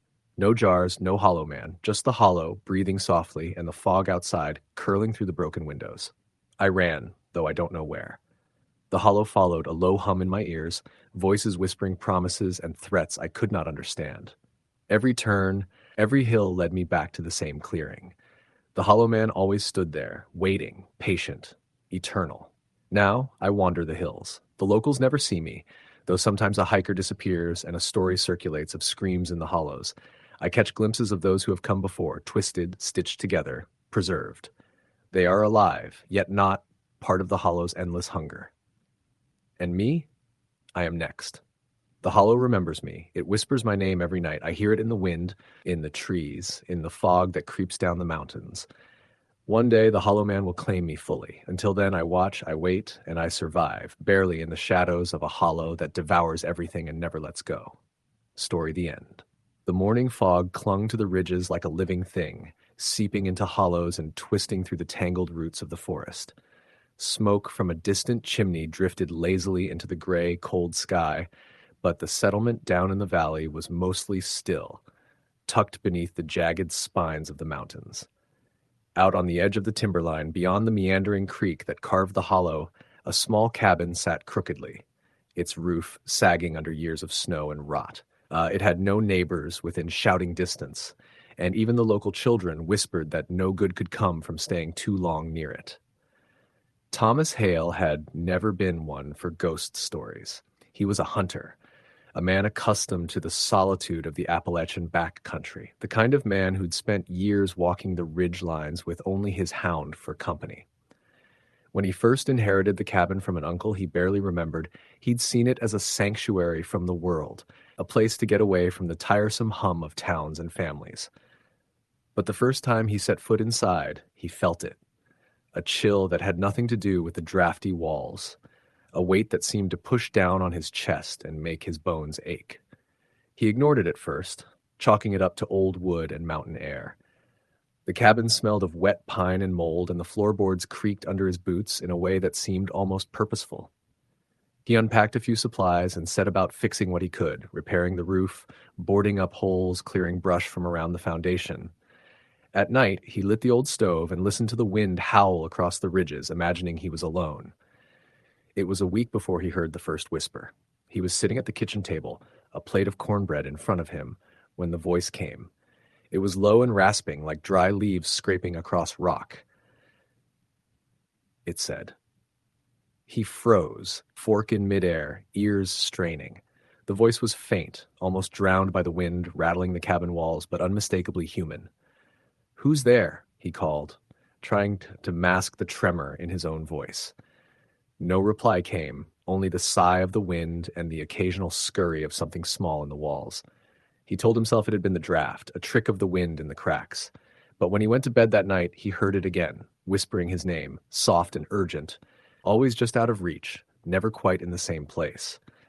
Days passed, and the whispers became more insistent. They seemed to come from the woods surrounding the cabin, from the trees themselves. He heard them calling when he chopped wood, when he fetched water from the creek, even when he tried to hunt. At first he thought he was imagining it, the loneliness gnawing at his mind. But the calls became clearer, forming words, phrases, sometimes full sentences, always addressed to him. "They're watching," it said one evening as he cleaned his rifle. "You can't hide. You can't leave." Thomas froze. The voice was not in the cabin, not in the trees, but inside him, echoing in his skull. He slammed the rifle on the table, trembling, and drank from his canteen to steady himself. He didn't sleep that night, listening to the wind and imagining shapes in the shadows. By dawn, he had convinced himself it had been a nightmare, a product of too many long hours alone. But things were changing. The animals, once plentiful in the hollow, were vanishing. Birds no longer sang in the morning, deer no longer crossed the creek. Even his hound, a tough old coonhound named Buck, refused to leave the cabin's steps, ears flat, growling at shadows only Thomas could not see. The whispers continued, sometimes angry, sometimes pleading, sometimes laughing in that cold, hollow way that made him want to scream. One evening, as the sun dipped behind the mountains, Thomas went to check the trap lines he had set for small game. The woods were unnaturally still. No wind, no rustle of leaves, no animal calls, only the faint sound of the creek bubbling, distant and thin. As he stepped over a fallen log, he felt the air shift, a sudden coldness that made the hairs on his neck stand on end. "Thomas," the voice hissed, and this time it was close, almost beside him. He spun around, rifle raised, but there was nothing, just trees, dark trunks like skeletal hands reaching toward the sky. He heard a crunch behind him, one step, then another. He swung, rifle poised, and caught sight of a figure. It was thin, impossibly tall, its limbs crooked, clothes hanging in tatters. Its face was obscured by shadow, but the shape of its head was human enough to terrify him. And yet it didn't move like a person. It lurched, jerking unnaturally, as if every motion caused pain. He fired once, the gunshot echoing through the hollow. The figure disappeared into the trees. He ran, tripping over roots, mud splashing his boots, back to the cabin. When he slammed the door behind him, he realized Buck was trembling, hackles raised, eyes wide. The whispers were inside the cabin now, circling him, crawling under the floorboards, up the walls, even into his ears. They won't let you leave. You belong here. You always belonged here. Thomas stayed awake that night, huddled near the stove, trying to convince himself he was losing his mind. But in the early hours, he heard scratching at the windows. He shined a lantern, and the trees seemed to pulse with shadow, branches writhing like snakes. Then he saw them, figures standing just beyond the glass. Not one, not two, but dozens. Tall, thin, crooked, their faces obscured by shadows. They didn't move toward him, not yet. They only watched. Days passed, or maybe hours. Time had lost meaning. Thomas stopped keeping track. Food ran low, the stove sputtered and died, and Buck had gone silent, lying in a corner, staring at some unseen horror. The whispers never stopped. Sometimes they spoke in tongues he couldn't understand. Sometimes they spoke of things only he knew, secrets from his childhood, sins he had tried to bury. Then the dreams began. He dreamed of the hollow without him, twisted and alive, with faces pressed against the trees, screaming silently. He dreamed of his uncle, the man who left him the cabin, standing in the shadows, skin stretched tight over his bones, eyes hollow, whispering, "We've been waiting." Every dream ended the same way, Thomas running through the forest, falling into the creek, and awakening with a mouthful of cold, dark water.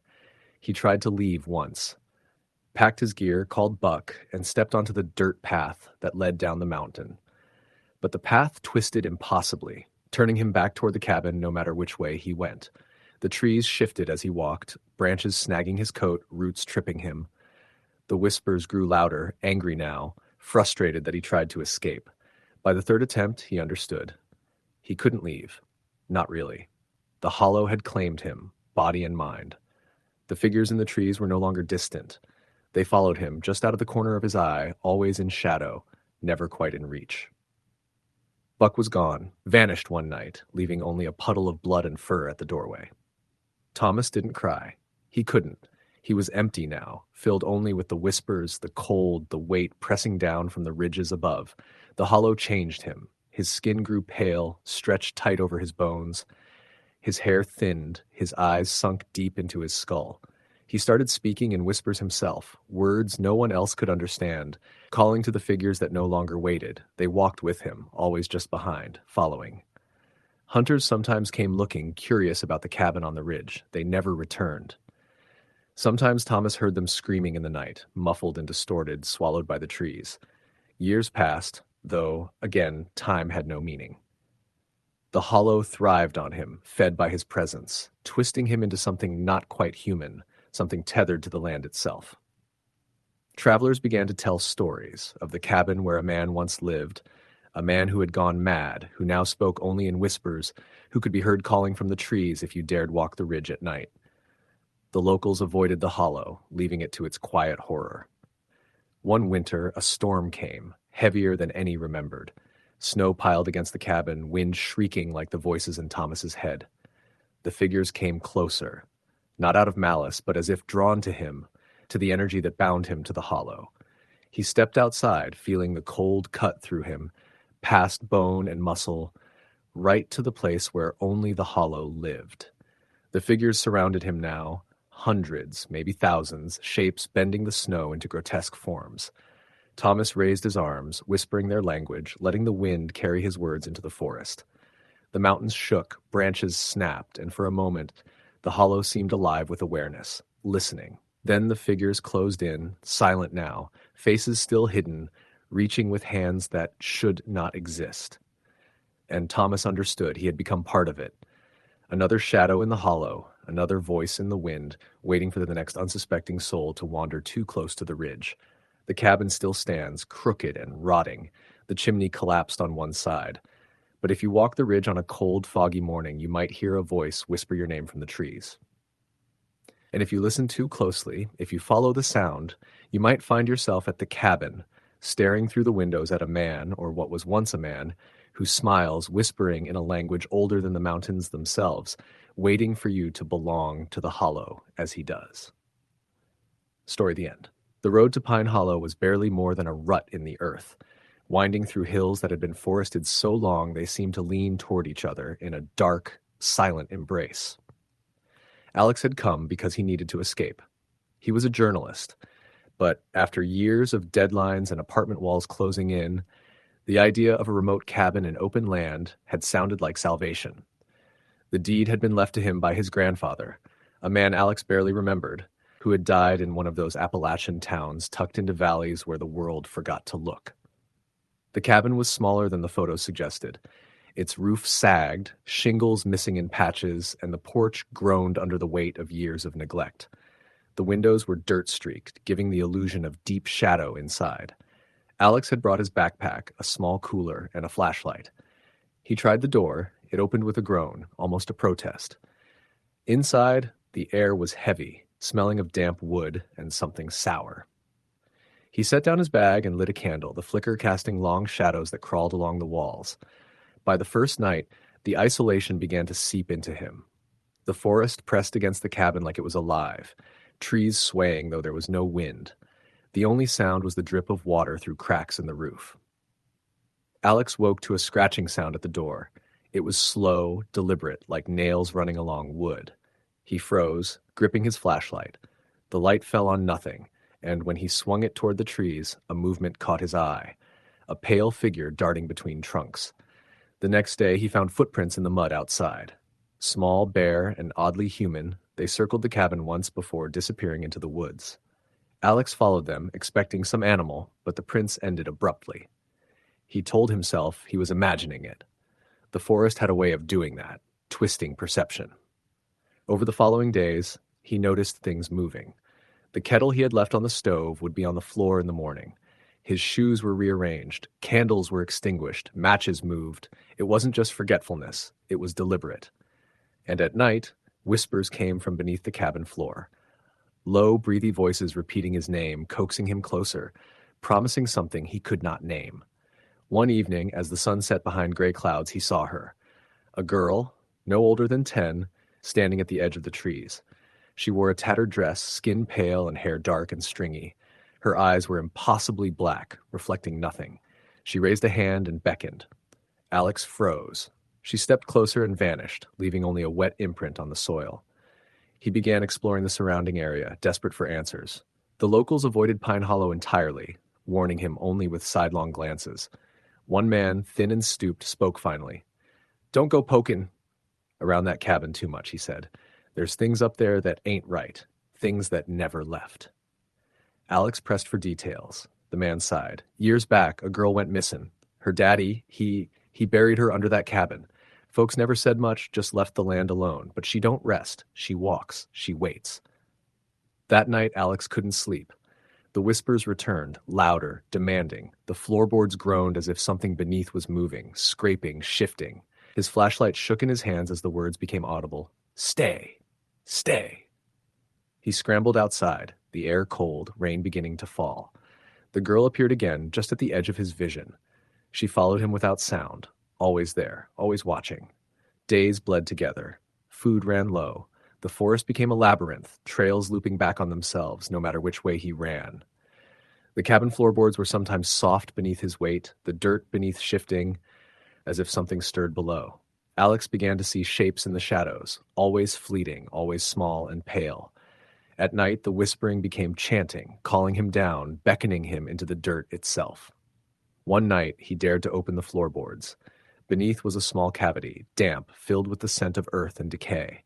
A hand, white and skeletal, reached for him. A voice, young and broken, whispered, "Help me." He stumbled back in horror, tripping, and the hand withdrew. The forest seemed to close in, trees pressing closer, the wind carrying faint cries. Weeks passed. The road out remained elusive. The forest refused him. The girl appeared nightly, closer each time, until he began to speak to her, though she never answered. Alex stopped eating, stopped sleeping properly, and the whispers became constant companions, echoing inside his skull.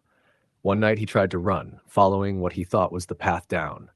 The trees bent and twisted, hiding the road, guiding him back to the cabin. He fell into the mud, shaking, the cold water soaking through his clothes. The girl appeared before him, her mouth opening impossibly wide, her eyes black pits. "Stay with me," she said, reaching out. The ground shifted, hands pulling at him from beneath the soil. When he was found, months later, the cabin was silent. The floorboards were intact, the dirt smooth. His backpack was still in the corner, food spoiled, water dried into crust. No footprints led away. Locals say the forest guards Pine Hollow, that anyone who steps inside is never quite alone, and that sometimes at night you can hear a voice calling from beneath the floorboards, inviting you to stay forever. Story the end. The mountains had been quiet that spring, an uneasy quiet that gnawed at the edges of the senses. The trees stood in jagged rows against the mist, their trunks blackened by rain and shadow, their roots tangled in a way that made the hills feel alive, almost aware. Folks in the holler whispered that the mountains were holding secrets, things buried under rock and soil that were best left alone. Folks like Old Man Coulter, who'd been around long enough to know better than to wander too far after dark. But secrets have a way of slipping out, and curiosity doesn't need an invitation. I first saw the place after my truck got stuck in a washout off Highway 33. I'd been coming from Charleston trying to find a shortcut back home to Harlan when the rain hit and the road disappeared into mud. By the time I climbed out, soaked to the bone and cursing the government for not maintaining the mountain roads, the sun had already dipped behind the ridge. That's when I saw the cabin. It was squat, half hidden under a stand of pines, and looked older than any structure I'd ever seen in the area. The boards were gray with age, the roof sagging in the middle like it was breathing. Smoke curled from the chimney in thin, ghostly spirals. No lights shone from the windows, but there was movement inside, a shadow flitting past the gap-flaps in the planks. My curiosity, the kind that has ruined more than one man in these parts, got the better of me. I approached slowly, my boots sinking into the wet leaves. The front door creaked open before I could even knock, as if expecting me. Inside, the air smelled of damp wood and something else, something metallic and raw, like iron. The room was nearly bare, save for a table in the center, and on it were jars. Hundreds of them. Each was filled with liquid that caught what little light there was, and inside swam objects I didn't want to identify at first glance. Bits of bone, fragments of hair, pieces of clothing, but all distorted, twisted in ways that suggested they weren't just preserved. They were contorted, forced into shapes that weren't natural. And then I heard it, a whisper, low and rasping, crawling along the walls like smoke. "You shouldn't be here," it said. My pulse shot up. I spun around, but the room was empty. The whisper became a hiss, echoing in my ears until it seemed to come from everywhere at once. I ran. Down the trail behind the cabin, the ground was slick with mud and something darker, something that left prints I didn't want to follow. I stumbled through the underbrush until I reached the main road again, breathless and shaking. When I finally made it back to town, I tried to tell folks about the cabin. Some laughed, others frowned, muttering about Old Man Coulter's tales and the things the hills hide. But no one would go there, not even the local hunters who claimed to fear nothing. It didn't leave my mind, that cabin. Something about it felt alive, like the shadows themselves had been waiting for me to arrive. Sleep came in fits, always haunted by jars and whispers. One night, I dreamt of walking down the ridge behind the cabin. The trees were taller than any I'd ever seen, their branches knitting together into a roof that blocked out the moon. The ground was littered with bones, old and new, and when I stepped on one, I heard a scream. Not human, not animal, but something that made my skin crawl. Then I woke, sweating, my heart hammering, and for a moment I swore I could hear that metallic smell in the room, rising from the shadows.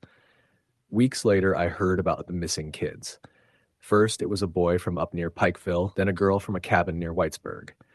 Everyone said they wandered off during the spring storms, that the mountains had claimed them. But the descriptions were the same. They had pale skin, eyes too wide, smiles that didn't belong to children. My stomach turned, and I realized I hadn't been imagining things in that cabin. One night, unable to take it anymore, I went back. The truck made it this time, sliding over slick rocks until I reached the edge of the ridge. The cabin was gone. Not a trace remained, just mud and footprints that led into the woods and disappeared. My relief was short-lived, though. Behind me, the sound of dragging feet, low, heavy, deliberate. I turned but saw nothing, and then I smelled it. Iron, thick and sharp, making me gag. My eyes followed the scent to a hollow in the trees, and I saw it. Figures huddled in the shadows. They were children, but wrong. Limbs bent at odd angles, faces pale and glistening, eyes reflecting the moonlight like dead fish. One of them smiled at me, showing teeth too sharp for a child. I ran, cutting through underbrush and branches, scraping my arms and face, never looking back. But the images stayed.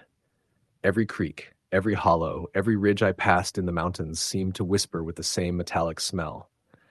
At night, I could hear the dragging footsteps outside my house, feel cold fingers brushing my skin while I slept. I asked Old Man Coulter about it. His eyes went distant, cloudy with memories that were clearly too heavy for him to share. "They've been here longer than anyone remembers," he said finally. "The hills take what they want. The jars, the bones, that's just how they keep the balance. You saw too much." I didn't sleep for days. My house became a fortress, doors bolted, windows boarded, but the scratches on the walls, the whispering through the cracks, it didn't stop. The children, no, the things, started appearing closer. Shadows in the corners of rooms, small shapes darting across hallways. I could smell the iron always, creeping under the doors. And then I understood. They weren't human anymore. They were something else, something the mountains had made. And I had seen them awake. By the third week, I realized I couldn't stay. I packed what little I could carry and drove. I didn't stop for gas, for food, for anything. I drove straight through the night, following whatever roads I knew, until the mountains were just a blur in my rearview mirror. I tried to tell people in other states, in towns far from Harlan, about the cabin, about the children, about the smell of iron and the jars. But no one believed me. They said I was crazy, that the mountains had gotten into my head. I wanted to believe them, wanted to convince myself that it had all been a fevered dream brought on by mud and rain. But then I woke up last night to a sound that froze me solid. Tapping, very light, on the window. Slow, deliberate, rhythmic. I didn't look. I don't intend to. But I can smell it again. Iron, sharp and sweet, curling into my room.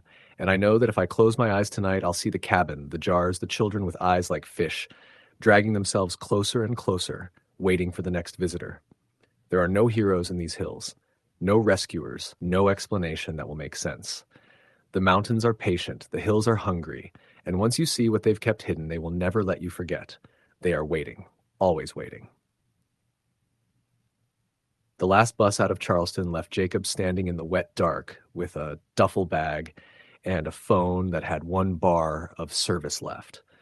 The driver hadn't even waited for him to get both feet off the step before closing the door and driving back toward the highway. The man had said, "Ain't nothing up that way anymore," but Jacob had come anyway.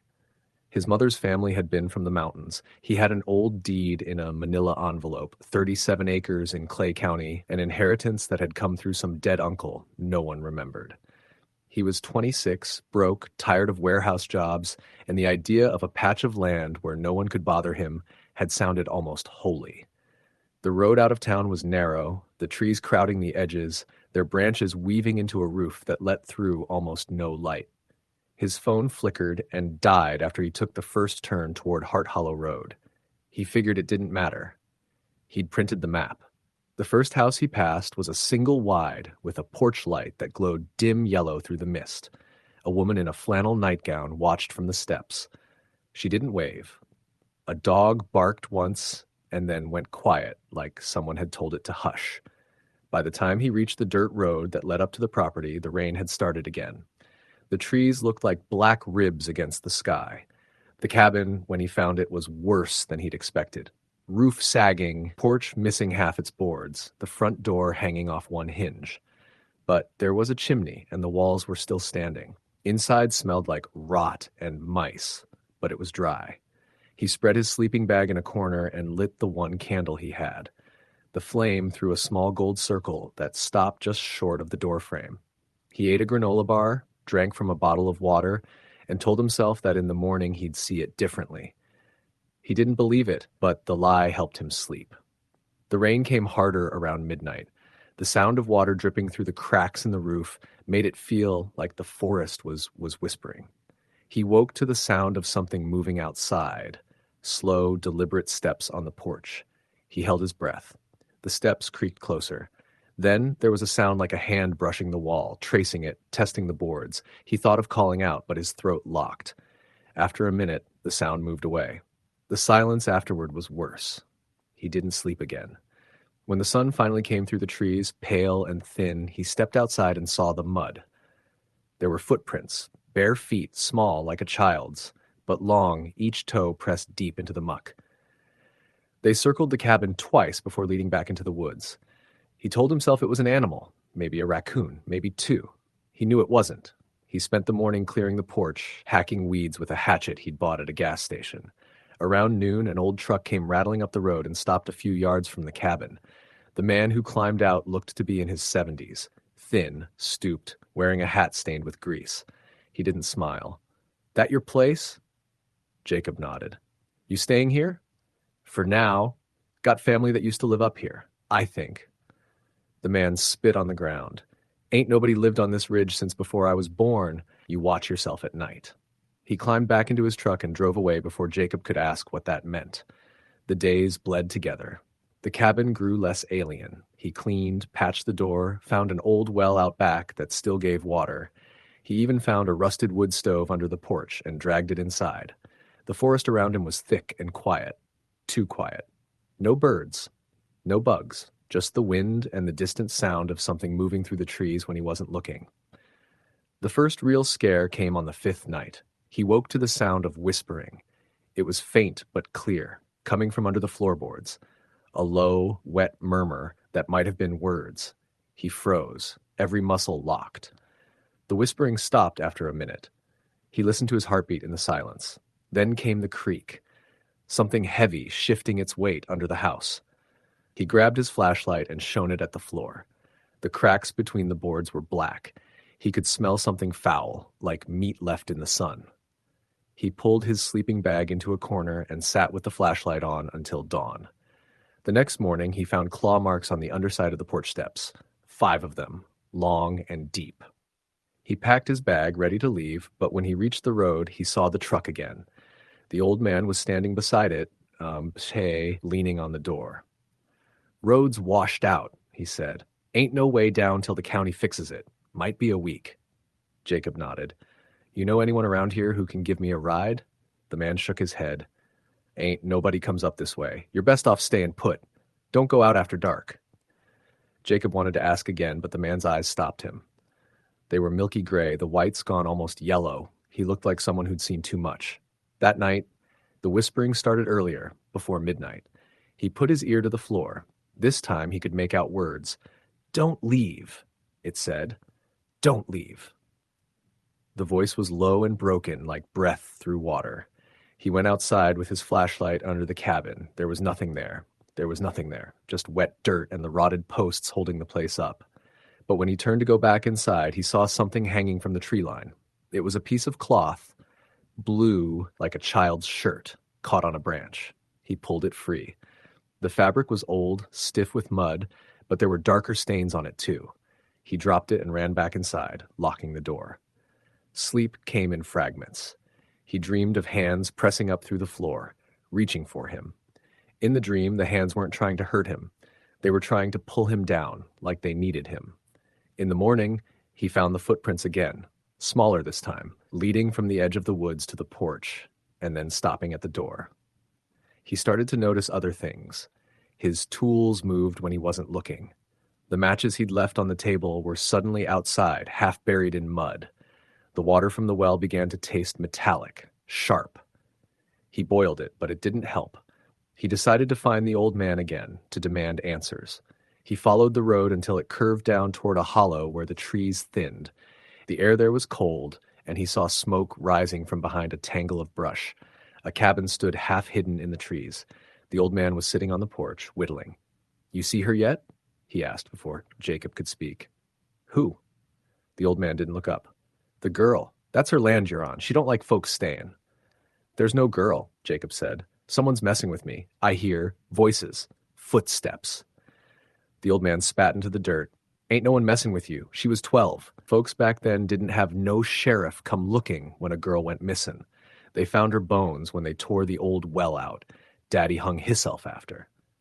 Jacob stared. "You're saying she's what? A ghost?" "I'm saying she don't rest, and she don't forget." He turned and went inside, closing the door. Jacob stood there a long time before walking back. That night he didn't light a candle. He sat in the dark with his back against the wall, the hatchet in his lap. Around 1 a.m., he heard the whisper again, closer than ever. "Come down." It was right beneath him. The boards shook. He stood, backing toward the door. Then something slammed against it from the outside. Hard, once, twice, 3 times. He screamed and swung the hatchet at the door. It splintered. Nothing came through. He ran out into the rain, down the hill, not caring where the road went. He didn't make it far. The mud was thick, and the darkness pressed against him. The rain was freezing, and the trees all looked the same. He tripped and fell face first into a puddle. When he pushed himself up, there was someone standing 10 feet away. It was a girl. Her hair hung in strings over her face. Her dress was the same color as the shirt he'd found, blue, soaked through. Her bare feet were caked in mud. She didn't move, didn't blink. He tried to speak, but no sound came out. She stepped closer. Her face was pale, eyes black and wide. When she opened her mouth, it was full of dirt. "Stay," she said. He ran. He didn't stop until the trees opened up and he saw light, dim yellow through rain. The old man's cabin. He banged on the door until it opened. "She's here," he said. "I saw her." The old man's face was white. "You weren't supposed to see her. You wasn't supposed to dig." "I didn't dig anything." "You did when you pulled that stove out. That's her place under there." Jacob's stomach turned. He remembered the hole under the floor, the soft dirt. "You mean?" "She was put there by her daddy. He thought nobody'd know. But the mountain keeps what's done to it." Jacob backed away. "I'm leaving." "You won't. Nobody does. Go if you want, but the mountain don't let go easy." He ran until his lungs burned. The rain had stopped, but the mist was thicker now. The road back toward the highway was gone, washed out just like the man had said. The dirt gave way to a ravine that dropped into blackness. He turned back. The forest had gone silent again. He stayed awake all night, watching the door. The whisper didn't come. The next morning, he found the well half filled with mud. Something had been dragged toward it, a line carved through the wet ground. At the edge, he saw a small handprint. He tried to fill his pack and leave, but when he reached the road again, the landscape had changed. The trees were closer. The road twisted the wrong way. Every path led back to the cabin. By dusk, he was shaking. The days that followed blurred together. His food ran low. His mind started to play tricks on him. Sometimes he'd hear his mother's voice calling from the woods. Sometimes he'd see the girl standing among the trees, just far enough that he couldn't see her face. He stopped trying to sleep. On the 8th night, he found the hole under the cabin open again. The boards were torn up, the dirt freshly disturbed. He knelt beside it. The air coming up from the hole was cold and wet. He thought he saw movement down there, something pale shifting in the dark. A voice came up, softer this time. "Help me." He leaned closer. The dirt shifted. A hand reached up, small and white, fingers slick with mud. He fell backward, scrambling to the wall.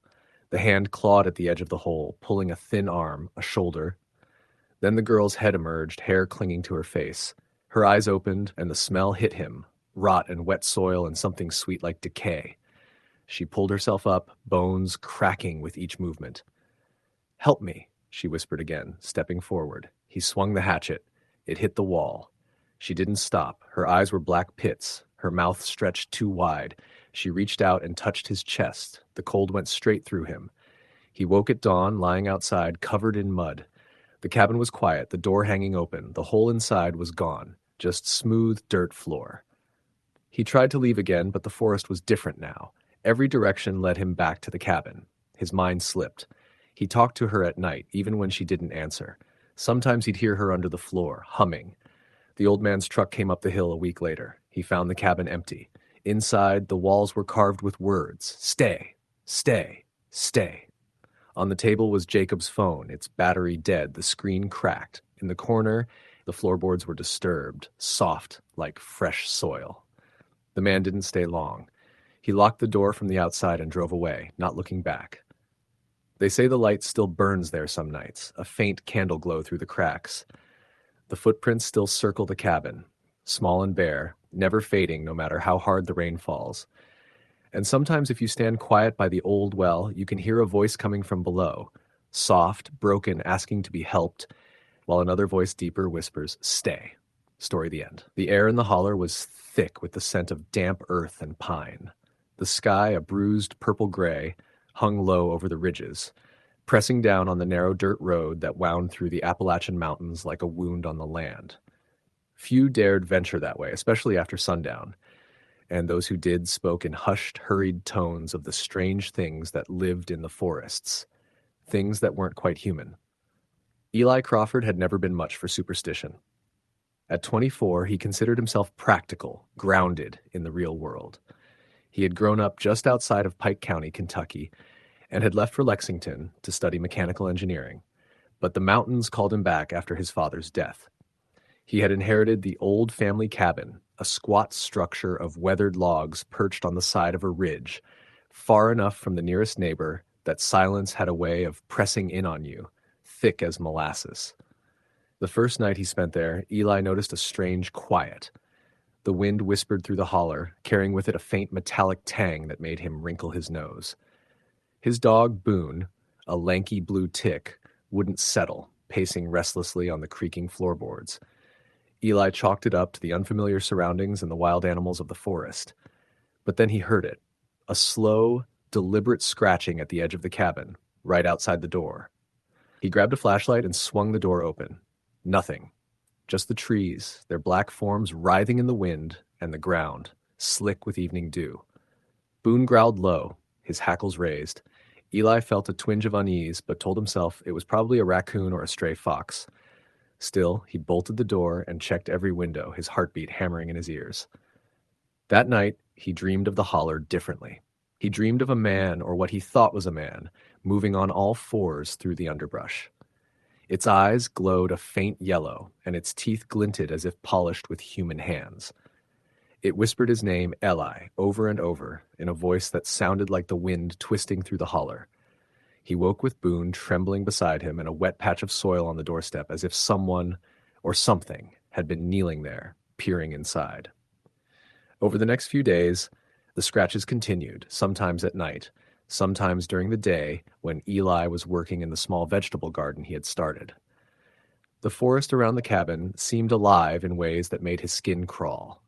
He began noticing broken branches laid out in patterns, almost like crude symbols. He tried to ignore it, telling himself he was imagining things, that grief was twisting his mind. But Boone's behavior was harder to dismiss. The dog would growl at corners of the cabin that were empty, whimper at nothing, and once he bolted into the woods, returning hours later with a strip of human hair hanging from his jaws. Eli didn't call the sheriff. He didn't call anyone. He had left the world of people behind for solitude, and now he was discovering why some people never came back to the holler. The isolation was suffocating, and it made him notice the small things, the way the wind carried voices, how the shadows between the trees seemed to stretch toward him, and how sometimes the scratching at the cabin was accompanied by a faint thumping, like footsteps pacing the ridge. One morning, Eli found footprints circling the cabin. They were human in shape, but unnaturally long, with claw-like nails digging into the soil. Boone growled and backed into the cabin, refusing to step outside. Eli's stomach churned as he realized the prints didn't lead anywhere. They just circled back as if the forest itself had made them. That evening, he sat on the porch, shotgun across his lap, staring into the dark woods. A firefly danced near his face, and he thought he saw another, larger glow deeper in the trees. It was a pair of eyes, reflecting the light back at him. Days bled into nights. Eli's sense of time warped. He began hearing whispers that weren't just his imagination. Low, guttural murmurs from the forest, repeating his name, telling him things he didn't want to hear. At first he thought they were hallucinations, a product of isolation and grief. But the things in the woods began leaving gifts or warnings. Small, grotesque piles of bones arranged in circles, rusted tools, torn scraps of clothing. Once he found a charred shoe recognizable as one of his own. He hadn't been missing anything, had he? He hadn't. One night, during a fierce thunderstorm, he woke to find Boone barking frantically at the edge of the cabin. He grabbed the shotgun and stumbled outside into the pounding rain. The woods were alive with shadows, the storm casting long, flickering forms among the trees. And then he saw it. A man, or a man-shaped thing, standing upright, impossibly tall, limbs twisted in ways that should have been broken but weren't. Its head was tilted at a wrong angle, and its eyes were empty sockets. It whispered his name, Eli, and the sound tore through the rain like a knife. He fired the shotgun. The thing vanished. Just like that. Only the echo of the shot remained, mixing with Boone's barking and the crash of thunder. For the first time, Eli felt the holler closing in on him, like the mountains themselves were leaning closer, listening. He spent the rest of the night barricaded inside, the wind howling like it was laughing. By the fourth week, Eli's mind began to fray. He heard scratching inside the walls, voices whispering from the cellar, shadows moving against the grain of the wooden floors. He had begun marking days on the wall, but the marks were gone in the morning. He found new symbols etched in the soil outside. 3 concentric circles with lines radiating outward like a crude sun. And always the footprints circling the cabin, larger each day, as if something or some things were growing. He considered leaving. He packed his bags one morning, loaded Boone into the truck, but when he tried to start it, the engine wouldn't turn over. He kicked the tires, checked the battery, cursed. And then he saw them. Hundreds of figures emerging from the trees along the ridge, pale and thin, moving silently. Their eyes glowed faintly yellow. They didn't run, they didn't approach, they just watched. Boone growled, hair bristled, and Eli realized the truck had been disabled long before he arrived at the cabin. He had never been alone. Weeks turned into a blur of fear and exhaustion.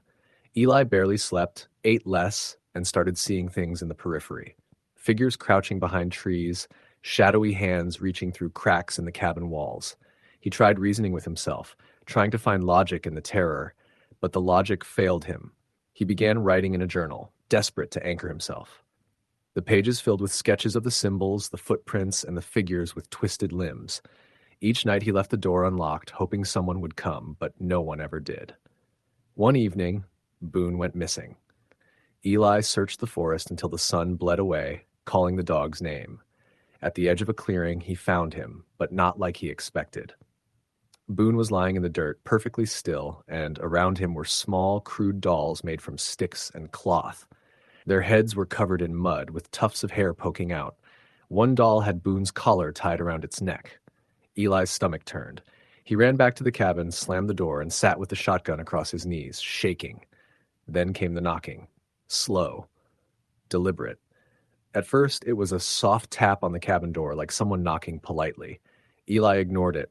Then the tapping spread to the windows, to the walls themselves. It grew louder, faster, until it was a pounding that made the cabin shake, and through it he heard it, the voice, low, guttural, unmistakable. Boone, calling his name. Eli ran to the porch, swinging the shotgun wildly into the darkness. The next morning, the cabin was empty. No footprints, no symbols, no signs of Boone. Only the journal lay on the floor, open to the last page. In crude handwriting scrawled over the margin were words Eli didn't remember writing. They wait, always. Don't leave the cabin. Eli never saw another human for days. When he ventured into the woods, it was always with the sense that something was watching, waiting, moving just beyond the reach of sight. He realized that the things in the forest weren't hunting him. They were training him, preparing him for something he couldn't name. The isolation had stripped him of time, memory, and certainty. He began to speak aloud to the shadows, bargaining, pleading, promising things he didn't understand. The forest seemed to hum in response, approving or mocking. He couldn't tell which. By the 3rd month, Eli had begun to change. His hands were clawed, his skin mottled with scratches and sores. He could no longer remember Lexington, his studies, or his family. Only the cabin, the forest, and the whispers. The things in the holler began leaving him gifts, half-rotted food, small animal bones, tools that had never been seen before. They taught him to move silently through the woods, to imitate the cries of animals, to blend into the shadows. And all the while, the scratching continued, relentless, patient, watching. One night, during a moonless sky, Eli ventured deep into the forest, following a narrow creek that wound through the holler. The air was thick, humid, the kind of heavy that made lungs ache. There, in a small clearing, he found a circle of figures. Not one or two, but dozens, kneeling and swaying. Their eyes glowed faint yellow in the dark, and they whispered his name in a chorus that seemed to vibrate the very air. At the center of the circle was a fire, and around it were dolls, much like the ones that had held Boone's collar. Eli felt the compulsion to kneel, to join, to become one of them, and he did. The forest seemed to sigh in relief, the air thick with approval. Eli's body stretched and contorted, limbs elongating, skin hardening. He was no longer fully human, no longer fully himself. His consciousness fragmented, slipping in and out of the whispers that filled the holler. He could see Boone, or what Boone had become, running through the underbrush, barking and howling in unison with the other creatures. They were all part of the forest now, guardians and prisoners, hunters and prey, intertwined with the mountains and the shadows. Time lost meaning. Days, weeks, months. The cabin decayed, the ridges eroded, but the creatures remained. Any human foolish enough to wander too far into the holler would hear whispers scratching and footsteps circling just beyond the reach of the path. And if they listened too closely, if they called back, the forest would answer. Always. Patiently. Waiting to add another name to its chorus, another body to its circle. Long after Eli had become something unrecognizable, the journal remained in the cabin, pages yellowed and brittle. Occasionally, hikers would find it, tucked beneath a floorboard, and read the scrawled warning, "They wait. Always. Don't leave the cabin." Few believed it. Those who did disappeared. And the holler grew ever darker, the trees leaning closer, the shadows stretching farther, waiting for the next soul who thought they could ignore the mountain's hunger. Story the end.